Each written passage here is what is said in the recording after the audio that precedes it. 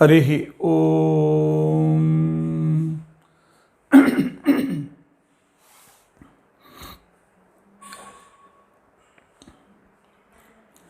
जन्माद्यस्य यतोन्मयादितरतश्चार्थेष्वभिघ्नस्वराट् तेने ब्रह्महृदाय आदिकवये मुह्यन्ति यं सूरयः तेजो वारिमृदां यथा विनिमयो यत्र त्रिसर्गो मृषा धाम्ना स्वेन सदा निरस्तकुहकं सत्यं परं धीमहि।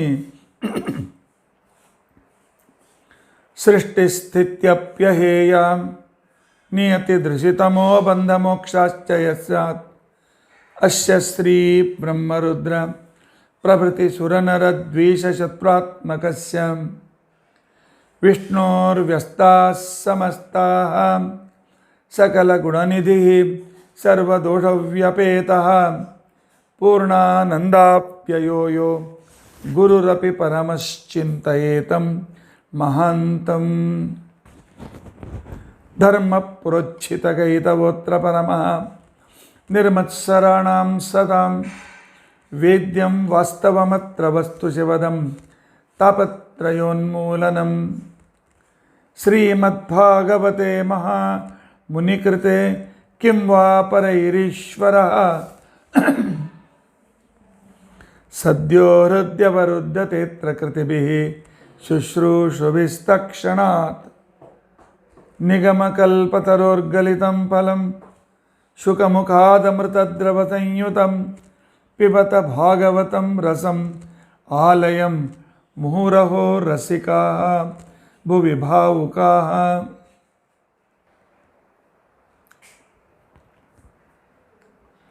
अभ्रमं भङ्गरहितम् अजडं विमलं सदा आनन्दतीर्थमतुलं भजे तापत्रयापहम्।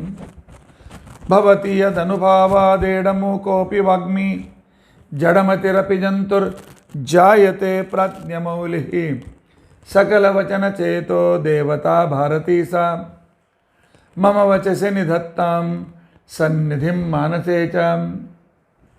अस्मत्कुरुसमारम्भां टीकाकृत्पादमध्यगां श्रीमदाचार्यपर्यन्तां वन्दे गुरुपरम्पराम्। विद्यायां विबुधाचार्यं वेदज्ञानाब्धिचन्दिरं दुर्मतध्वान्तमार्ताण्डं सत्यध्यानमुनिं भजे। 50 सततं रामपूजकः श्रीसत्यप्रमोदगुरुराट् भासतां नो हृदम्बरे। बन्धुस्त्वं गुरुरिष्टदैवतमिति त्वत्पादपङ्केरुहं प्राप्तं मां परिपालयेति सततं याचे निबद्धाञ्जलिः। चित्तं मद्गुणदोषचिन्तनविधौ नूनं मनं मा कृताः श्रीसत्यात्मगुरो त्वदङ्घ्रियुगलं हित्वा न मे सद्गतिः। यैरहं सुखवत् सम्यक् शिक्षितोऽस्मि कृपालुभिः तान् वन्दे धेनुपाचार्यान् तत्त्वज्ञानार्थसिद्धये। श्रीगुरुभ्यो नमः। हरिः ओम हरिः ओम हरिः ओम। स्वस्तिस्तु अचेडतन्मङ्गलानि सन्तु। श्लोकैकश्रवणपठनमात्रेण वक्तुश्च श्रोतॄणां निखिलकलिकृतकल्मषाप नोदनपटुतरे धर्माद्यखिलपुरुषार्थसाधनीभूत अद्य श्रीमद्भागवते तृतीयस्कन्धान्तरकथा प्रारम्भे सति किञ्चित् पूर्वकथानुवादः। हरिः ओम् हरिः ओम् हरिः ओम्।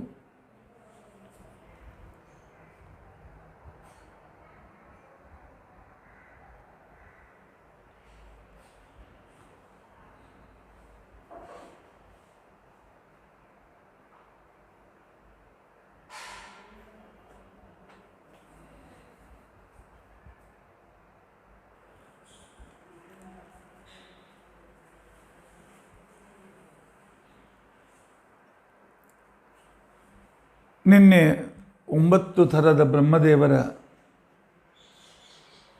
ನವವಿಧ ಸೃಷ್ಟಿಯನ್ನು ನಾವು ತಿಳಿದುಕೊಳ್ಳಲು ಪ್ರಯತ್ನ ಮಾಡಿದ್ದೇವೆ. ನಮ್ಮ ಶಾಸ್ತ್ರದಲ್ಲಿ ಸೃಷ್ಟಿಗೆ ಬಹಳ ಮಹತ್ವ ಕೊಟ್ಟಿದ್ದಾರೆ. ಯಾಕೆ? ಸೃಷ್ಟಿ ಮಾಡುವ ವ್ಯಕ್ತಿಯೇ ಸರ್ವೋತ್ತಮನಾಗಿರಲಿಕ್ಕೆ ಸಾಧ್ಯತೆ ಇದೆ. ಆಧುನಿಕ ವಿಜ್ಞಾನಿಗಳು ಈ ದೇವರನ್ನು ಒಪ್ಪೋದಿಲ್ಲ. ಸೃಷ್ಟಿಗೆ ಚೇತನನ ಅವಶ್ಯಕತೆ ಇಲ್ಲ ಅಂತ ತಿಳ್ಕೊಂಡಂತ ಹೇಳಿ ಅವರ ಅಭಿಪ್ರಾಯದ ಪ್ರಕಾರ ನಿರ್ಜೀವವಾಗಿರ್ತಕ್ಕಂತಹ ಒಂದು ರಾಸಾಯನಿಕ ದ್ರವ್ಯದಿಂದ ಮೊಟ್ಟ ಮೊದಲು ಒಂದು ಕೋಶವುಳ್ಳ ಏಕಕೋಶೀಯ ಜೀವ ಹುಟ್ಟಿತು. ಅದರಿಂದ ವಿಕಾಸವಾಗುತ್ತಾ ಅನೇಕ ಕೋಶೀಯ ಜೀವಗಳು ಎಲ್ಲ ಪ್ರಾಣಿಗಳು ಹುಟ್ಟಿದವು. ಇದು ಅವರ ಅಭಿಪ್ರಾಯ. ಆದರೆ ಇದಕ್ಕೆ ಅವರ ಹತ್ರವೂ ಪ್ರಮಾಣವಿಲ್ಲ, ನಾವಂತೂ ಸರ್ವಥಾ ಒಪ್ಪೋದಿಲ್ಲ. ಇನ್ನು ಮಿಲ್ಲರ್ ಮತ್ತು ಯೂರೆ ಅಂತಕ್ಕಂತಹ ಇಬ್ಬರು ಜೀವವಿಜ್ಞಾನಿಗಳು ನಿರ್ಜೀವ ದ್ರವ್ಯದಿಂದ, ಅಂದರೆ ಇನಾರ್ಗಾನಿಕ್ ಅಣುಗಳಿಂದ ಜೀವದ್ರವ್ಯ ಆರ್ಗ್ಯಾನಿಕ್ ಮಾಲಿಕ್ಯೂಲ್ಸ್ಗಳನ್ನು ನಾವು ಸೃಷ್ಟಿ ಮಾಡಿದ್ದೇವೆ ಅಂತ ತಿಳ್ಕೊಂಡು ಅಂತೇಳಿ ಪ್ರಯೋಗ ಮಾಡಿ ಆ ಕಾರ್ಬೋಹೈಡ್ರೇಟ್ ಮತ್ತು ಅಮಿನೋ ಆ್ಯಸಿಡ್ಗಳಲ್ಲಿರ್ತಕ್ಕಂಥ ಒಂದು ವಿಕೃತಿ ತಂತಾನೆ ಆಗುವುದನ್ನು ಗುರುತು ಹಿಡಿದಿದ್ದಾರೆ. ಗುರುತು ಹಿಡಿದು ಈ ರೀತಿಯಾಗಿ ಜೀವೋತ್ಪತ್ತಿ ಆಗಿದೆ ಅಂತ ತಿಳ್ಕೊಂಡಂತ ಅನ್ನೋದನ್ನು ಸಾಧಿಸ್ತಾರೆ. ಆದರೆ ಅವರು ಈ ಆ್ಯಸಿಡ್ಗಳನ್ನು, ಈ ಸೂಕ್ಷ್ಮಗಳನ್ನು ಮಿಕ್ಸ್ ಮಾಡಿದ್ದು ಆಕ್ಸಿಜನ್ ಇಲ್ಲದೇ ಇರತಕ್ಕಂಥ ನಿರ್ವಾತವಾಗಿರ್ತಕ್ಕಂಥ ಒಂದು ಕೊಳವೆಯಲ್ಲಿ. ಆದರೆ ಆಕ್ಸಿಜನ್ ಇದ್ದಲ್ಲಿ ಈ ರೀತಿಯಾಗಿರ್ತಕ್ಕಂಥ ಇವೆರಡು ಹಣ್ಣುಗಳಿಂದ ಈ ಆರ್ಗ್ಯಾನಿಕ್ ಮಾಲಿಕ್ಯೂಲ್ಸ್ಗಳು ಉತ್ಪನ್ನವಾಗಲಿಕ್ಕೆ ಸಾಧ್ಯವಿಲ್ಲ. ಅಷ್ಟೇ ಅಲ್ಲ, ಈ ಅಮಿನೋ ಆ್ಯಸಿಡ್ಗಳಾಗಲಿ ಅಥವಾ ಕಾರ್ಬೋಹೈಡ್ರೇಟ್ಸ್ಗಳಾಗಲಿ ಜೀವಿತ ಪ್ರಾಣಿಯಲ್ಲಿ ಪ್ರೋಟೀನನ್ನು ಹೆಚ್ಚು ಮಾಡೋದಕ್ಕೋಸ್ಕರ ಸಹಾಯಕಗಳಾಗ್ತವೆ ಹೊರತು ಇವು ಸಜೀವ ವಸ್ತುವನ್ನು ನಿರ್ಮಾಣ ಮಾಡಲಿಕ್ಕೆ ಇವು ಸಾಧ್ಯವಿಲ್ಲ. ಅಷ್ಟೇ ಅಲ್ಲ, ಜ್ಞಾನ ಇಚ್ಛಾ ಕ್ರಿಯಾ ಇದು ಸಜೀವ ವ್ಯಕ್ತಿಯ, ಅಂದರೆ ಥಿಂಕಿಂಗ್, ಅದರಂತೆ ಪ್ರವರ್ತನೆ, ಇದು ಸಜೀವ ವಸ್ತುವಿನ ಮುಖ್ಯ ಲಕ್ಷಣ. ಆದರೆ ಜಗತ್ತಿನಲ್ಲಿ ಯಾವುದೇ ನಿರ್ಜೀವ ವಸ್ತುವಿನಲ್ಲಿ ಈ ಜ್ಞಾನೇಚ್ಛಾ ಕ್ರಿಯೆಗಳನ್ನು ಇದ್ದದ್ದನ್ನು ಇಲ್ಲಿಯವರೆಗೂ ಯಾರೂ ಸಂಶೋಧನೆ ಮಾಡಿಲ್ಲ. ನಮ್ಮ ಪ್ರಕಾರ ಮಾಡಲಿಕ್ಕೆ ಆಗೋದು ಇಲ್ಲ. ಆದ್ದರಿಂದಾಗಿ ಜಡದಿಂದ ಜೀವೋತ್ಪತ್ತಿ ಅಂತ ತಿಳ್ಕೊಂಡಂತ ಅನ್ನೋದಾಗಲಿ, ಆನಂತರ Darwin theory, neo Darwin theory ಇತ್ಯಾದಿಗಳೇನು ಬೆಳೆದು ಬಂದಿವೆ, ಅವರೇ ಹೇಳುವ ಪ್ರಕಾರ ಅವೆಲ್ಲವೂ ಕೇವಲ ಅಸಂಪ್ಷನ್, ಒಂದು ಸ್ವೀಕೃತಿ, ಅದಕ್ಕೆ ಯಾವ ಪ್ರಮಾಣಗಳು ಇಲ್ಲ. ಮತ್ತು ಡಾರ್ವಿನ್ ಆಗಲಿ ನಿಯೋ ಡಾರ್ವಿನ್ ಆಗಲಿ ನಿನ್ನೆ ಹೇಳಿದಂತೆ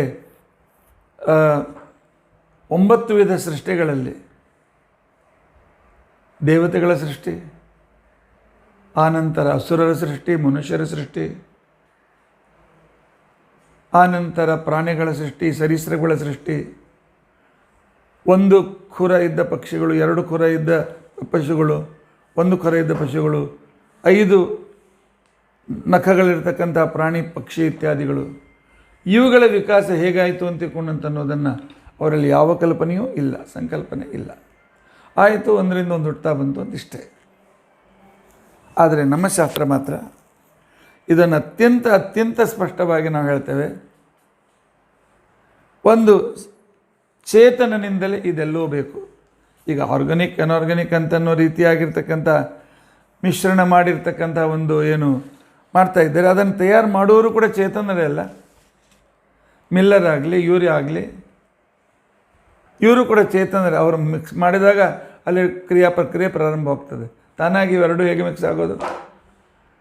ಮತ್ತು ಅಂಧಪಂಗುನ್ಯಾಯ ಅಂತೇಳಿ ಆ ಸಾಂಖ್ಯರ ತಪ್ಪು ಕಲ್ಪನೆಯನ್ನು ತಾವು ಸ್ವೀಕಾರ ಮಾಡಬೇಕಾಗ್ತದೆ. ಆದ್ದರಿಂದಾಗಿ ವಿಕಾಸವಾದ ಒಂದು ಕಲ್ಪನೆ ನಮ್ಮ ಪ್ರಕಾರ ಪರಮಾತ್ಮ ಅತ್ಯದ್ಭುತನಾಗಿರ್ತಕ್ಕಂಥ ಸ್ವತಂತ್ರ ಚೇತನನಾದ ಪರಮಾತ್ಮನ ಆಜ್ಞೆಯಿಂದ ಮಹಾಲಕ್ಷ್ಮೀ ದೇವಿಯ ಒಂದು ವಿಶಿಷ್ಟವಾದಂತಹ ಕಲ್ಪನೆಯಿಂದ, ಲಕ್ಷ್ಮಿಯ ಪ್ರವೇಶದಿಂದ ಬ್ರಹ್ಮಾದಿಗಳು ಈ ಎಲ್ಲ ರೀತಿಯಾಗಿರ್ತಕ್ಕಂಥ ಸೃಷ್ಟಿ ಮಾಡೋದಕ್ಕೋಸ್ಕರ ಸಮರ್ಥರಾಗ್ತಾರೆ.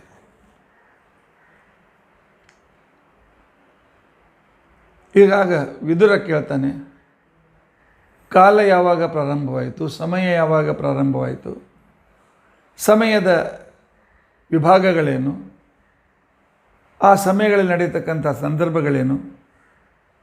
ಅಂದರೆ ಇವತ್ತಿನ ನಾವು ಫಿಸಿಕ್ಸ್ನಲ್ಲಿ ಟೈಮಿನ ಬಗ್ಗೆ ಏನು ವಿಚಾರ ಮಾಡ್ತೇವೆ, ಅದರ ಬಗ್ಗೆ ಪ್ರಶ್ನೆಯನ್ನು ವಿದುರ ಮಾಡ್ತಾನೆ. ಈಗಲೇ ಅರ್ಥ ಮಾಡಿಕೊಂಡ್ರಲ್ಲ, ಪುರಾಣಗಳು ಕಟ್ಟುಕಥೆ ಅಲ್ಲ ಅಂತ ತಿಳ್ಕೊಂಡು ಅಂತೇಳಿ.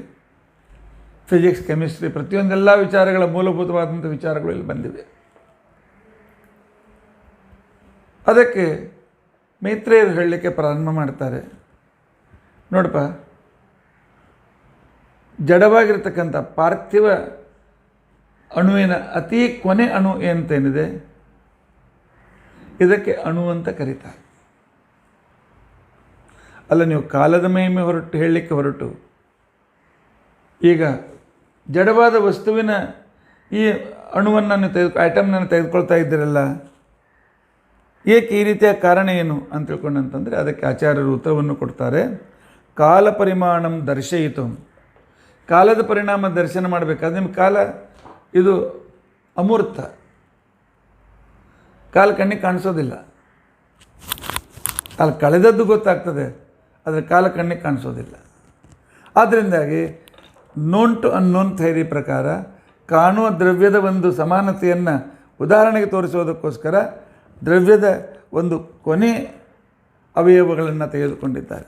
ಇದಕ್ಕೆ ನಾವು ಅಣು ಅಂತ ತಿಳ್ಕೊಂಡಿರ್ತೇವೆ. ನಾವು ಇದನ್ನು ಕಣ್ಣಿಂದ ನೋಡಲಿಕ್ಕೆ ಆಗೋದಿಲ್ಲ. ಅತಿ ಸೂಕ್ಷ್ಮ ಮೈಕ್ರೋಸ್ಕೋಪ್ನಲ್ಲಿ ಕೂಡ ಇದನ್ನು ನೋಡೋದು ಕಷ್ಟ. ಆದರೆ ಸಾಂಖ್ಯರು ಮತ್ತು ನೈಯಾಯಿಕರು, ಕಣಾದ ಇತ್ಯಾದಿ ನೈಯಾಯಿಕರು ಇತ್ಯಾದಿಗಳಾಗಿ ಹೋಗಿದ್ದಾರಲ್ಲ, ಅವರು ಈ ಅಣುನೇ ಇದು ಕೊನೆಯ ಅವಯವ ಅಂತ ತಿಳ್ಕೊಂಡಂತೇಳಿ ಹೇಳ್ತಾರೆ. ಕೆಲವು ವೇದಾಂತಿಗಳು ನಾವು ಕೂಡ ಅಣುವಿಗೂ ಅವಯವಗಳಿವೆ. ಈ ಮಾತು 1896ನಿಂದ 1912ವರೆಗೂ ನಡೆದಿರ್ತಕ್ಕಂಥ ಪ್ರಯೋಗದಲ್ಲಿ ಸ್ಪೆಕ್ಟ್ರಾಸ್ಕೋಪಿಯಿಂದ ಇದು ಸಿದ್ಧವಾಗಿದೆ. 19ನೇ ಶತಮಾನದ ಆರಂಭದಲ್ಲಿ. ಆದರೆ ಇದನ್ನು 1300 ವರ್ಷಗಳ ಹಿಂದೆ ಆಚಾರ್ಯರು ಪರಮಾಣು ಪ್ರದೇಶೇಪಿ ಅನಂತ ಜೀವರಾಶಯ, ಪರಮಾಣುವಿಗೂ ದಿಕ್ಕುಗಳಿವೆ, ದಿಕ್ಕು ಇದೆ ಅಂತ ತಿಳ್ಕೊಂಡಂತಮೇಲೆ ಅದರಲ್ಲಿ ವಿಭಾಗ ಇದೆ, ಅಣುಗಳನ್ನು ವಿಭಾಗ ಮಾಡಲಿಕ್ಕೆ ಬರ್ತದೆ ಅಂತ ತಿಳ್ಕೊಂಡಂತೇಳಿ ಆಚಾರ್ಯರು ತೋರಿಸಿಕೊಟ್ಟಿದ್ದಾರೆ.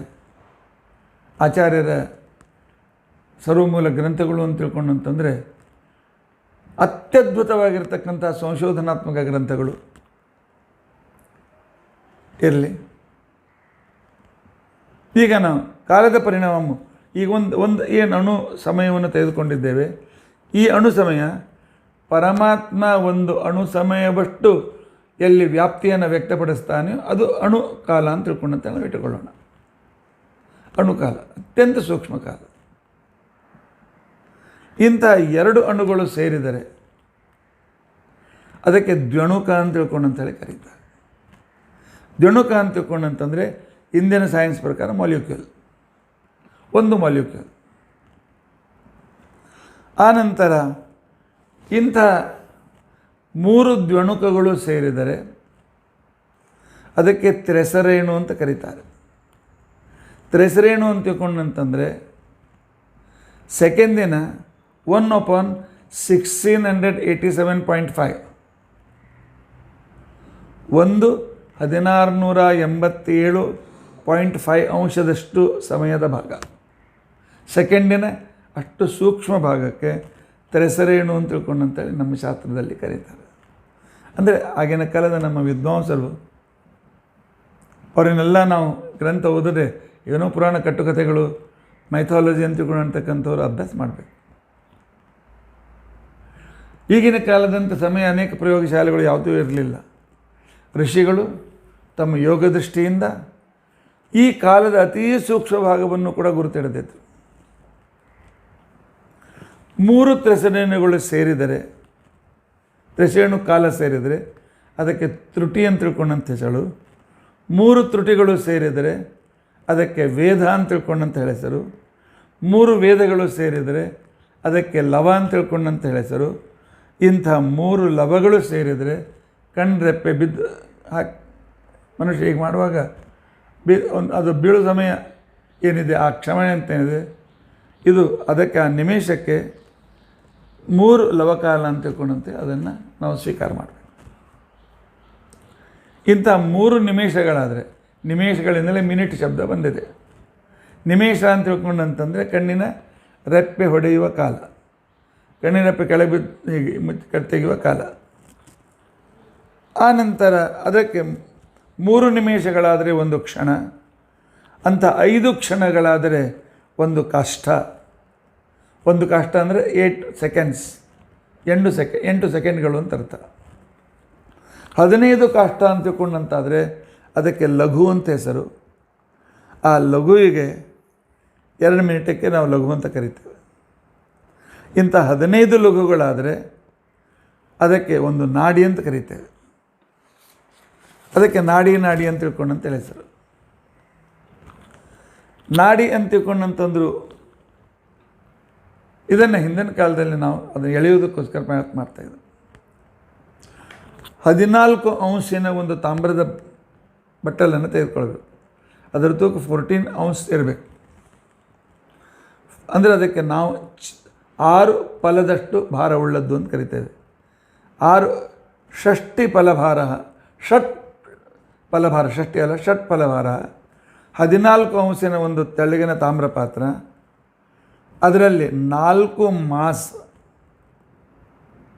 ತೊಲೆಯ ಒಂದು ಭಾಗ, ಮಾಸೆಯ 4 ಅಂಗುಲದ ಅಷ್ಟು ಉದ್ದ ಒಂದು ಬಂಗಾರದ ಸೂಜಿಯಿಂದ ಅದಕ್ಕೆ ಛಿದ್ರ ಹಾಕಬೇಕು. ಅದರಿಂದ ಛಿದ್ರ ಹಾಕಿದರೆ, ಹಾಕಿ ಅದನ್ನು ನಾವೇನು ಮಾಡ್ತೇವೆ ಅಂದರೆ ತುಂಬಿದ ಪಾತ್ರೆಯಲ್ಲಿ ಅದನ್ನು ಇಟ್ಟುಬಿಡ್ತೇವೆ. ಇಟ್ಟಾಗ ಅದು ನೀರನ್ನು ಸೋಕ್ ಮಾಡ್ಕೋತ ಪಾತ್ರೆ ನೀರು ತುಂಬಿ ಅದು ಕೆಳಗೆ ಇಳಿದ್ಬಿಡ್ತದೆ. ಆ ಪಾತ್ರೆ ತುಂಬುವಷ್ಟು ವೇಳೆ ಅಂತ ತಿಳ್ಕೊಂಡಂತೇನಿದೆ ಅದಕ್ಕೆ ನಾವು ನಾಡಿ ಅಥವಾ ದಂಡ ಅಂತ ತಿಳ್ಕೊಂಡಂತೇಳಿ ಕರೀತೇವೆ. ಅದರ ಮೇಲಿಂದಲೇ ಮುಂದೆ ಲೆಕ್ಕ ಹಾಕ್ತಾಯಿದ್ರು. ಆ ಪ್ರಕಾರ ಅದಕ್ಕೆ ಮುಹೂರ್ತ ಅಷ್ಟು ಸೂಕ್ಷ್ಮವಾಗಿ ತೆಗಿತಾಯಿದ್ರು. ಇಷ್ಟು ಘಟಿ, ಇಷ್ಟು ಫಲ, ಇಷ್ಟು ವಿಫಲ, ಅದಕ್ಕೆ ವಿಫಲ ಅಂತ ಕೂಡ ಕರೀತೇವೆ. ಆ ವಿಫಲ ನಮ್ಮಲ್ಲಿ ಭಾಸ್ಕರಾಚಾರ್ಯರು ಅಂತ ಆಗಿ ಹೋದರು. ಅವರು ತಮ್ಮ ಮಗಳಿಗೋಸ್ಕರ ಒಳ್ಳೆಯ ಮುಹೂರ್ತವನ್ನು ಹುಡುಕಿ ತೆಗೆದರು. ಇಷ್ಟು ವಿಫಲದ ಸಂದರ್ಭದಲ್ಲಿ ಆ ಪಾತ್ರೆ, ಅದಕ್ಕೆ ಹಿಂದಿನ ಕಾಲದಲ್ಲಿ ಮದುವೆಯಲ್ಲಿ ಪುರೋಹಿತರು ದೊಡ್ಡ ಪಾತ್ರೆಯನ್ನು, ನೀರು ಹಾಕೋ ಪಾತ್ರೆ, ಆ ಮುಹೂರ್ತ ಪಾತ್ರೆಯನ್ನು ತೆಗೆದುಕೊಂಡು ಬರ್ತಾಯಿದ್ರು. ಅವರು ಆ ಘಟಿ ಯಂತ್ರವನ್ನು, ಅದಕ್ಕೆ ನಾವು ಘಟಿ ಯಂತ್ರ ಅಥವಾ ನಾಡಿ ಯಂತ್ರ ಅಂತ ಕರಿತೇವೆ, ಆ ನಾಡಿ ಯಂತ್ರವನ್ನು ಇಟ್ಟರು ಪಾತ್ರೆ. ಅದು ಮುಳುಗದ ಮೇಲೆ ಅಕ್ಷತಾ ಹಾಕಬೇಕು ಅಂತ ತಿಳ್ಕೊಂಡಂತೇಳಿ. ಆದರೆ ಒಂದು ಅನಾನುಕೂಲ ಏನಾಯಿತು ಅಂತ ತಿಳ್ಕೊಂಡಂತಂದರೆ ಯಾವಾಗ ಅವರ ಮಗಳು ಲೀಲಾವತಿ ಆ ಮದುವೆ ಮಂಟಪಕ್ಕೆ ಬಂದಿರತಕ್ಕಂಥ ಸಂದರ್ಭದಲ್ಲಿ ಸಖಿಯ ಕೈ ಹತ್ತಿ ಅವಳ ಮುತ್ತಿನ ಹಾರ ಕಟ್ಟಾಯಿತು. ದಾರದಲ್ಲಿ ಪೊಣಿಸಿದ ಮುತ್ತಿನ ಹಾರ ಇತ್ತು. ಒಂದು ಮುತ್ತು ಹೋಗಿ ಆ ಪಾತ್ರದಲ್ಲಿ ಬಿತ್ತು. ಯಾವುದು ಮುಹೂರ್ತ ಪಾತ್ರೆಯಲ್ಲಿ. ಹೀಗಾಗಿ ಆ ನೀರು ಬರುವುದು ಸಾವಕಾಶಾಗಿ ಸಮಯ ವಿಳಂಬವಾಯಿತು. ಅದನ್ನು ಮುಳುಗ್ತಕ್ಕಂಥ ಅದೇ ಕಾಯ್ತಾ ಇದ್ದರು. ಮುಹೂರ್ತ ಹೊರಟೋಯ್ತು. ಸ್ವಲ್ಪ ನಂತರದ ಮುಹೂರ್ತ ಬಂತು. ಕರ್ತರಿ ಮುಹೂರ್ತ ಅಂತ ಕರೀತಾರೆ. ಆ ಮುಹೂರ್ತದಲ್ಲಿ ಲಗ್ನವಾದರೆ ಅವಳು ಬೇಗನೆ ವಿಧವೆ ಆಗ್ತಾಳೆ. ಆ ಪಾತ್ರದ ಬಳಿ ಮುತ್ತನ್ನು ಯಾರು ಲಕ್ಷ್ಯ ಕೊಡಲಿಲ್ಲ. ಅದನ್ನು ನೋಡಿ ಮುಳುಗಿದ ಕ್ಷಣಕ್ಕೆ ಅಕ್ಷತ ಹಾಕಿದ್ರು. ಮಾಂಗಲ್ಯ ಬಂಧನ ಆಯಿತು. ಆದರೆ ಅವಳು ಮುಂದೆ 6 ತಿಂಗಳಲ್ಲಿ ವಿಧವೆಯಾದಳು. ಆ ಲೀಲಾವತಿಯ ವಿಧವೆ, ಇದು ಕ್ರಿಸ್ತಶಕ ಪೂರ್ವ 2ನೇ ಶತಮಾನ ಮಾತನ್ನು ಹೇಳ್ತಾ ಇದ್ದೇನೆ. ಆಗ ಅವರಿಗೆ ಬಹಳ ದುಃಖವಾಗಿ ಅವ್ರು ಹೇಳಿದರು, ಬೇಡ, ಇನ್ನು ಈ ಕೃತ್ರಿಮವಾಗಿರ್ತಕ್ಕಂಥ ಅದರ ಮೇಲೆ ಅವಲಂಬಿಸಿರುವುದು ಬೇಡ. ನಾವೇ ಸೂರ್ಯಚಂದ್ರರ ಗತಿಯನ್ನು ನೋಡಿಕೊಂಡು ಅಕ್ಯುರೇಟ್ ಗಣಿತ ಮಾಡಿಕೊಂಡು ಆ ಗಣಿತದ ಪ್ರಕಾರವೇ ಮುಹೂರ್ತವನ್ನು ತೆಗೆದು ಆ ಪ್ರಕಾರ ಮುಹೂರ್ತ ಹಾಕೋಣ. ನನ್ನ ಮಗಳಿಗೆ ಈ ಪರಿಸ್ಥಿತಿ ಬಂದಂತೆ ಉಳಿದವರು ಬರಬಾರ್ದು ಅಂತ ಹೇಳಿ ಅವರು ಬೀಜಗಣಿತವನ್ನು ಅಲ್ಜಿಬ್ರಾವನ್ನು ಇಟ್ಟುಕೊಂಡು, ಅಂದರೆ ಆಗಿನ ಕಾಲದಲ್ಲಿ ಈಗಿನ ಕಾಲದ ಅಲ್ಜಿಬ್ರಾ ಭಾಳ ಸ್ಥೂಲವಾಗಿದೆ, ಭಾಳ ಅದಕ್ಕೆ ಲೀಲಾವತಿ ಗಣಿತ ಅಂತ ತಿಳ್ಕೊಂಡಂತೆ ಒಂದು ಗ್ರಂಥವನ್ನೇ ಬರೆದು, ಲೀಲಾವತಿ ಗಣಿತ ಅಂತ ತಿಳ್ಕೊಂಡು ಇವತ್ತಿಗೂ ಕೂಡ ಜ್ಯೋತಿಷ್ಯದಲ್ಲಿ ಅದು ಲೀಲಾವತಿ ಗಣಿತ ಭಾಳ ಅಕ್ಯುರೇಟ್ ಆಗಿರ್ತಕ್ಕಂಥ. ಅದರ ನಂತರ ಅವರು ಮೊಟ್ಟ ಮೊದಲು ನಮಗೆ ಹೇಳ್ತಕ್ಕಂಥವರು ಪೃಥ್ವಿ ಗೋಲ ಇದೆ ಅಂತ ತಿಳ್ಕೊಂಡು ಅಂತೇಳಿ. ಕೋಪರ್ನಿಕಸ್ ಅಲ್ಲ, ಅವ್ರು ಹೇಳೋಕ್ಕಿಂತ ಮೊದಲು ನಮ್ಮ ಭಾಗವತದಲ್ಲಿ ಬಂದಿದೆ. ಆದರೆ ಅದನ್ನು ಪ್ರಯೋಗದಿಂದ ಸಿದ್ಧ ಮಾಡಿ ತೋರಿಸಿದವರು ಅದಕ್ಕೆ ಗೋಲಾಧ್ಯಾಯ ಅಂತ ತಿಳ್ಕೊಂಡಂತೇಳಿ ಇನ್ನೊಂದು ಗ್ರಂಥವನ್ನು ಬರೆದಿದ್ದಾರೆ. ಅದರ ನಂತರ ನಕ್ಷತ್ರದ ಮೇಲೆ ಒಂದು ಗ್ರಂಥವನ್ನು ಬರೆದಿದ್ದಾರೆ. ಒಟ್ಟು ಈ ಆಕಾಶೀಯವಾಗಿರ್ತಕ್ಕಂಥ ಸಂದರ್ಭದಲ್ಲಿ 4 ಪುಸ್ತಕಗಳು ಇವತ್ತು ಉಪಲಬ್ಧ ಇವೆ. ಅವರು ಆ ಗ್ರಂಥಗಳಿಗೆ ಲೀಲಾವತಿ ಅಂತ ಹೆಸರಿಟ್ಟರು. ಲೀಲಾವತಿ ಗಣಿತ, ಲೀಲಾವತಿ ಗೋಲಾಧ್ಯಾಯ,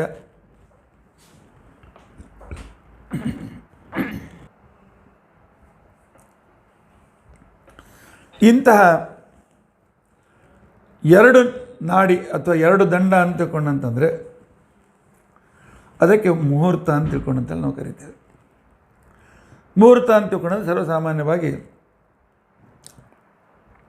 24ರಿಂದ 28 ನಿಮಿಷ ಅಂತ 6 ಅಥವಾ 7 ಮುಹೂರ್ತ ಅಂತಂದರೆ ಒಂದು ಯಾಮ, 3 ತಾಸಿನ ಒಂದು ಸ್ಪ್ಯಾನ್. 6 ಅಥವಾ 7, 24ರಿಂದ 28 ಇದೇನು ಅಕ್ಯುರೇಟ್ ಯಾಕೆ ಹೇಳೋದಿಲ್ಲ ನೀವು ಅಂತಿಕೊಂಡಂತಂದರೆ, ದಿವಸ ದೊಡ್ಡದಿದ್ದಾಗ ಯಾಮ ದೊಡ್ಡದಾಗ್ತದೆ. ದಿವಸಗಳು ಚಳಿಗಾಲದಲ್ಲಿ ಸಣ್ಣದಾದಾಗ ಯಾಮದ ಅಳತೆ ಕಡಿಮೆ ಆಗ್ತದೆ. ಅದಕ್ಕೋಸ್ಕರ 6 ಅಥವಾ 7 ಅಂತ ಹೇಳಿದ್ದು, 24 ಅಥವಾ 28 ಅಂತ ತಿಳ್ಕೊಂಡಂತ ನಿಮಿಷ ಅಂತ ತಿಳ್ಕೊಂಡಂತ ಹೇಳಿದ್ದು. ಇಂಥ 4 ಪ್ರಹರಗಳು ಸೇರಿದರೆ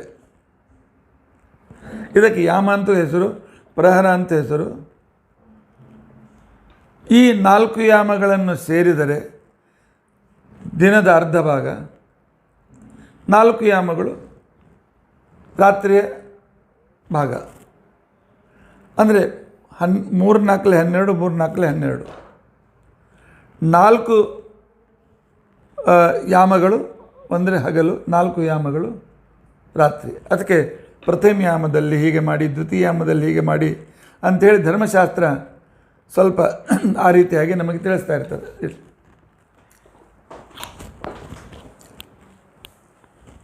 ಪೂರ್ತಿ ದಿವಸದಲ್ಲಿ 60 ಘಟಿಕೆಗಳು ಇರ್ತದೆ. 60 ಘಟಿಕೆಗಳಿಂದ ಒಂದು ಪೂರ್ತಿ ದಿವಸ ಆಗ್ತದೆ. ಒಂದು ಘಟಿಕಾ ಅಂತ ತಿಳ್ಕೊಂಡಂತಂದರೆ 24 ನಿಮಿಷ. ಆನಂತರ ಇಂಥ ಒಂದು ದಿವಸದ 15 ದಿವಸಕ್ಕೆ ಒಂದು ಪಕ್ಷ, 15 ದಿವಸದ ಒಂದು ಶುಕ್ಲ ಪಕ್ಷ, 15 ದಿವಸದ ಒಂದು ಕೃಷ್ಣ ಪಕ್ಷ. ಇದಾದ ನಂತರ ಇಂಥ 2 ತಿಂಗಳು ಅಂತಂದರೆ ಒಂದು ಋತು. ಇಂತಹ 3 ಋತು ಅಂತ ತಿಳ್ಕೊಂಡಂತಂದರೆ ಒಂದು ಅಯನ. 2 ತಿಂಗಳಿಗೆ ಒಂದು ಋತು ಬರ್ತದೆ. ಅದಕ್ಕೆ ನಾವು ಕ್ರಮವಾಗಿ ವಸಂತ, ಗ್ರೀಷ್ಮ, ವರ್ಷ, ಶರತ್, ಹೇಮಂತ ಮತ್ತು ಶಿಶಿರ ಅಂತ ತಿಳ್ಕೊಂಡಂತೇಳಿ ಕರಿತೇವೆ. 3 ಋತುಗಳಿಗೆ ಒಂದು ಅಯನ, ದಕ್ಷಿಣಾಯನ, ಉತ್ತರಾಯಣ ಅಂತ ತಿಳ್ಕೊಂಡಂತೇಳಿ 2 ಭಾಗ.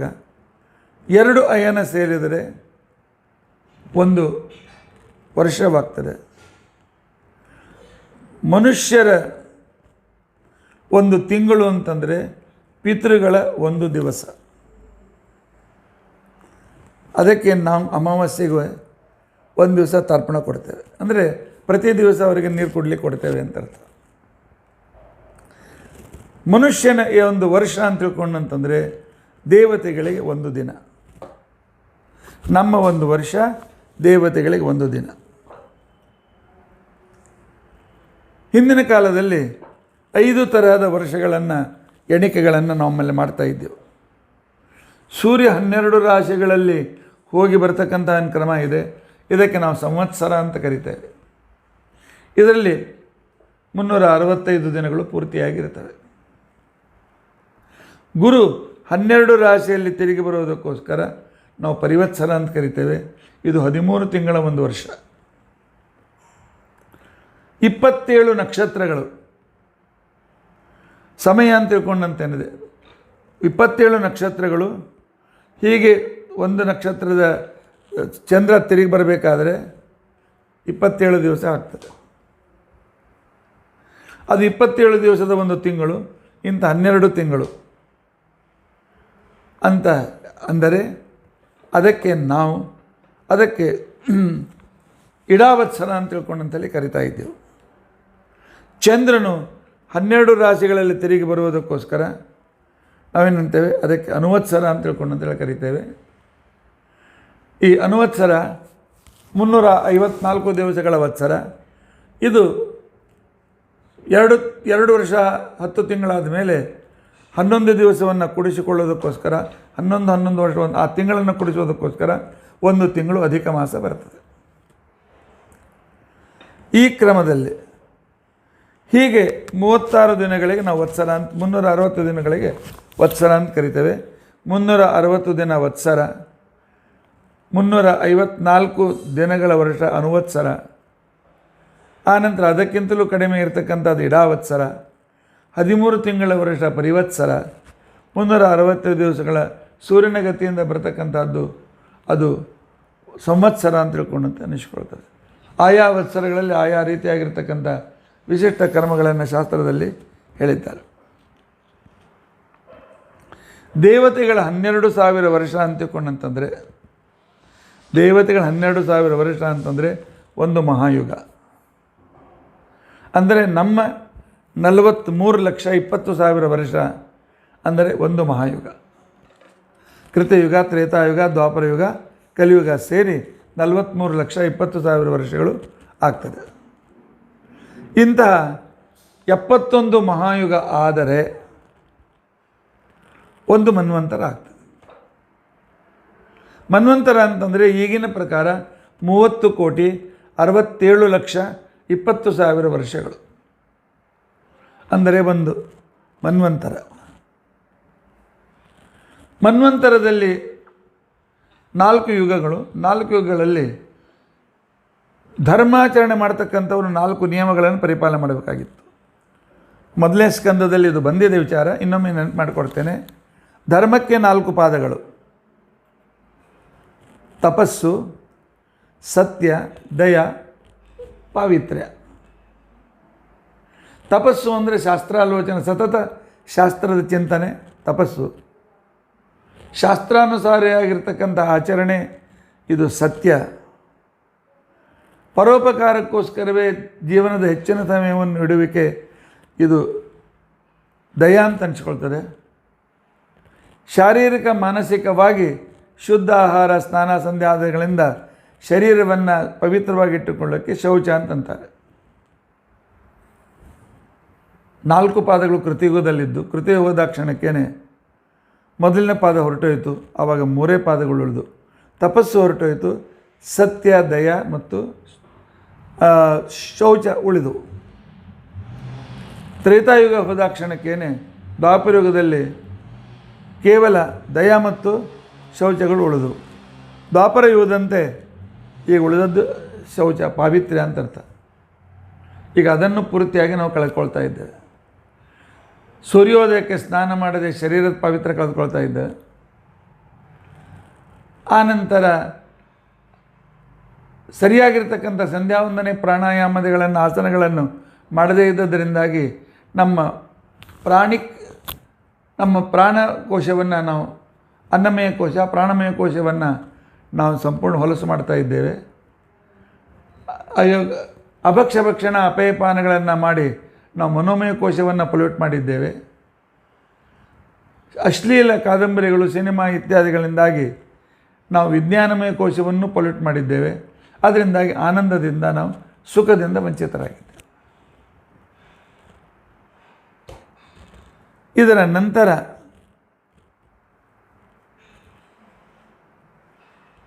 ಭೂಲೋಕ ಹೊರಲೋಕ ಸ್ವರ್ಲೋಕದವರೆಗೆ ನಮ್ಮ ಈ ಕಾಲಗಣನೆ ಸೂರ್ಯ ಗುರು ರಾಶಿಗಳಿಂದ ನಡೆಯತಕ್ಕಂಥ ಕಾಲಗಣನೆ. ಇದರ ನಂತರ ಏನು ಲೋಕಗಳಿವೆ, ಮಹರ್ಲೋಕ ಜನೋಲೋಕ ತಪೋಲೋಕಗಳಲ್ಲಿ ಬ್ರಹ್ಮದೇವರ ಕಾಲಮಾನದಿಂದ ಅಲ್ಲಿ ವರ್ಷಗಳು ಇತ್ಯಾದಿಗಳು ನಡೀತದೆ. ಯಾಕಂದರೆ ಅಲ್ಲಿ ಅಷ್ಟು ದೀರ್ಘಜೀವಿಗಳು ಇದ್ದಾರೆ. 2000 ಮಹಾಯುಗ ಅಂತಿಕೊಂಡಂತಂದರೆ ಬ್ರಹ್ಮದೇವರ ಒಂದು ದಿನ. ಬ್ರಹ್ಮದೇವರು ಒಂದು ದಿನಕ್ಕೆ ಒಂದು ಕಲ್ಪ ಅಂತ ಕರೀತೇವೆ. ಈ ಕಲ್ಪದಲ್ಲಿ 14 ಮನ್ವಂತರ ಇರ್ತದೆ. ಒಂದು ಕಲ್ಪದಲ್ಲಿ ಎಷ್ಟು? 14 ಮನ್ವಂತರ. ಈ 14 ಮನ್ವಂತರದಲ್ಲಿ 14 ಮನ್ವಂತರ ಅಂತಂದರೆ 71 ಮಹಾಯುಗ ಮತ್ತು ಪ್ಲಸ್ 18.5 ಲಕ್ಷ ವರ್ಷ ಅಂದರೆ 14 ಮನ್ವಂತರ ನಾವು ಕರಿತೇವೆ. ಪ್ರತಿಯೊಂದು ಮನ್ವಂತರಕ್ಕೂ ಇಂದ್ರ ಬದಲಾಗ್ತಾನೆ. ಇಂದ್ರ, ವರುಣ, ಅಗ್ನಿ, ಯಮ ಇತ್ಯಾದಿಗಳೆಲ್ಲ ಏನಿದ್ದಾರೆ ಇವ್ರದ್ದು ಅಷ್ಟೇ ಮನ್ವಂತರ. ಒಂದು ಮನ್ವಂತರ ಆಯುಷ್ಯ. 2ನೇ ಮನ್ವಂತರಕ್ಕೆ ಬೇರೆ ಎಲ್ಲ ಹೊಸ ಇವೆಲ್ಲ ಇಂದ್ರ, ಅಗ್ನಿ, ವರುಣ, ಆನಂತರ ವಾಯು ಇತ್ಯಾದಿಗಳೆಲ್ಲ ಏನು ದೇವತೆಗಳಿದ್ದಾರೆ ಇವೆಲ್ಲ ಪೋರ್ಟ್ಫೋಲಿಯೋ ಹೆಸರುಗಳು, ವ್ಯಕ್ತಿ ಹೆಸರಲ್ಲ. ಆ ಜೀವಿಗಳು ತಾವು ಜನೋಲೋಕಾದಿಗಳಲ್ಲಿ ಹೋಗಿ ಸಾಧನೆ ಮಾಡ್ತಾ ಇರ್ತವೆ. ಹೊಸ ಜೀವಿಗಳು ಆ ಸ್ಥಾನಕ್ಕೆ ಬರ್ತವೆ. ಈ ರೀತಿಯಾಗಿ ಒಂದು ಮನ್ವಂತರದ ನಂತರ ಮನ್ವಂತರ ಪ್ರಳಯವಾಗ್ತಾರೆ. ಮನ್ವಂತರ ಪ್ರಳಯದಲ್ಲಿ ಹಿಮಾಲಯದ ಶಿಖರದವರೆಗೆ ಭೂಲೋಕ ಭೋರಲೋಕ ಸುವರ್ಲೋಕದ ಕೆಲವು ಭಾಗ ಮುಳುಗಿ ಹೋಗ್ತದೆ. ಆಗ ಮುಂದಿನ ಮನು ಆಗ್ತಕ್ಕಂಥ ವ್ಯಕ್ತಿ ಮುಂದಿನ ಮನ್ವಂತರಕ್ಕೆ ಬೇಕಾದ ಎಲ್ಲ ಸ್ಯಾಂಪಲ್ಗಳನ್ನು ತಾನು ಹಡಗಿನಲ್ಲಿ ಇಟ್ಟುಕೊಂಡು ಅದನ್ನು ಸಂರಕ್ಷಣೆ ಮಾಡ್ತಾ ಇರ್ತಾನೆ. ಅದರಿಂದ ಪುನಃ ಹೊಸ ಸೃಷ್ಟಿಯನ್ನು ಮಾಡ್ತಾನೆ. ಇದರ ನಂತರ ಅದಕ್ಕೆ ಒಂದು ಮನ್ವಂತರ. ಬ್ರಹ್ಮದೇವರ ಒಂದು ದಿನಕ್ಕೆ ನಾವು ಕಲ್ಪ ಅಂತ ಕರಿತೇವೆ. ಆ ಕಲ್ಪ ಪ್ರಳಯದಲ್ಲಿ ಮಾತ್ರ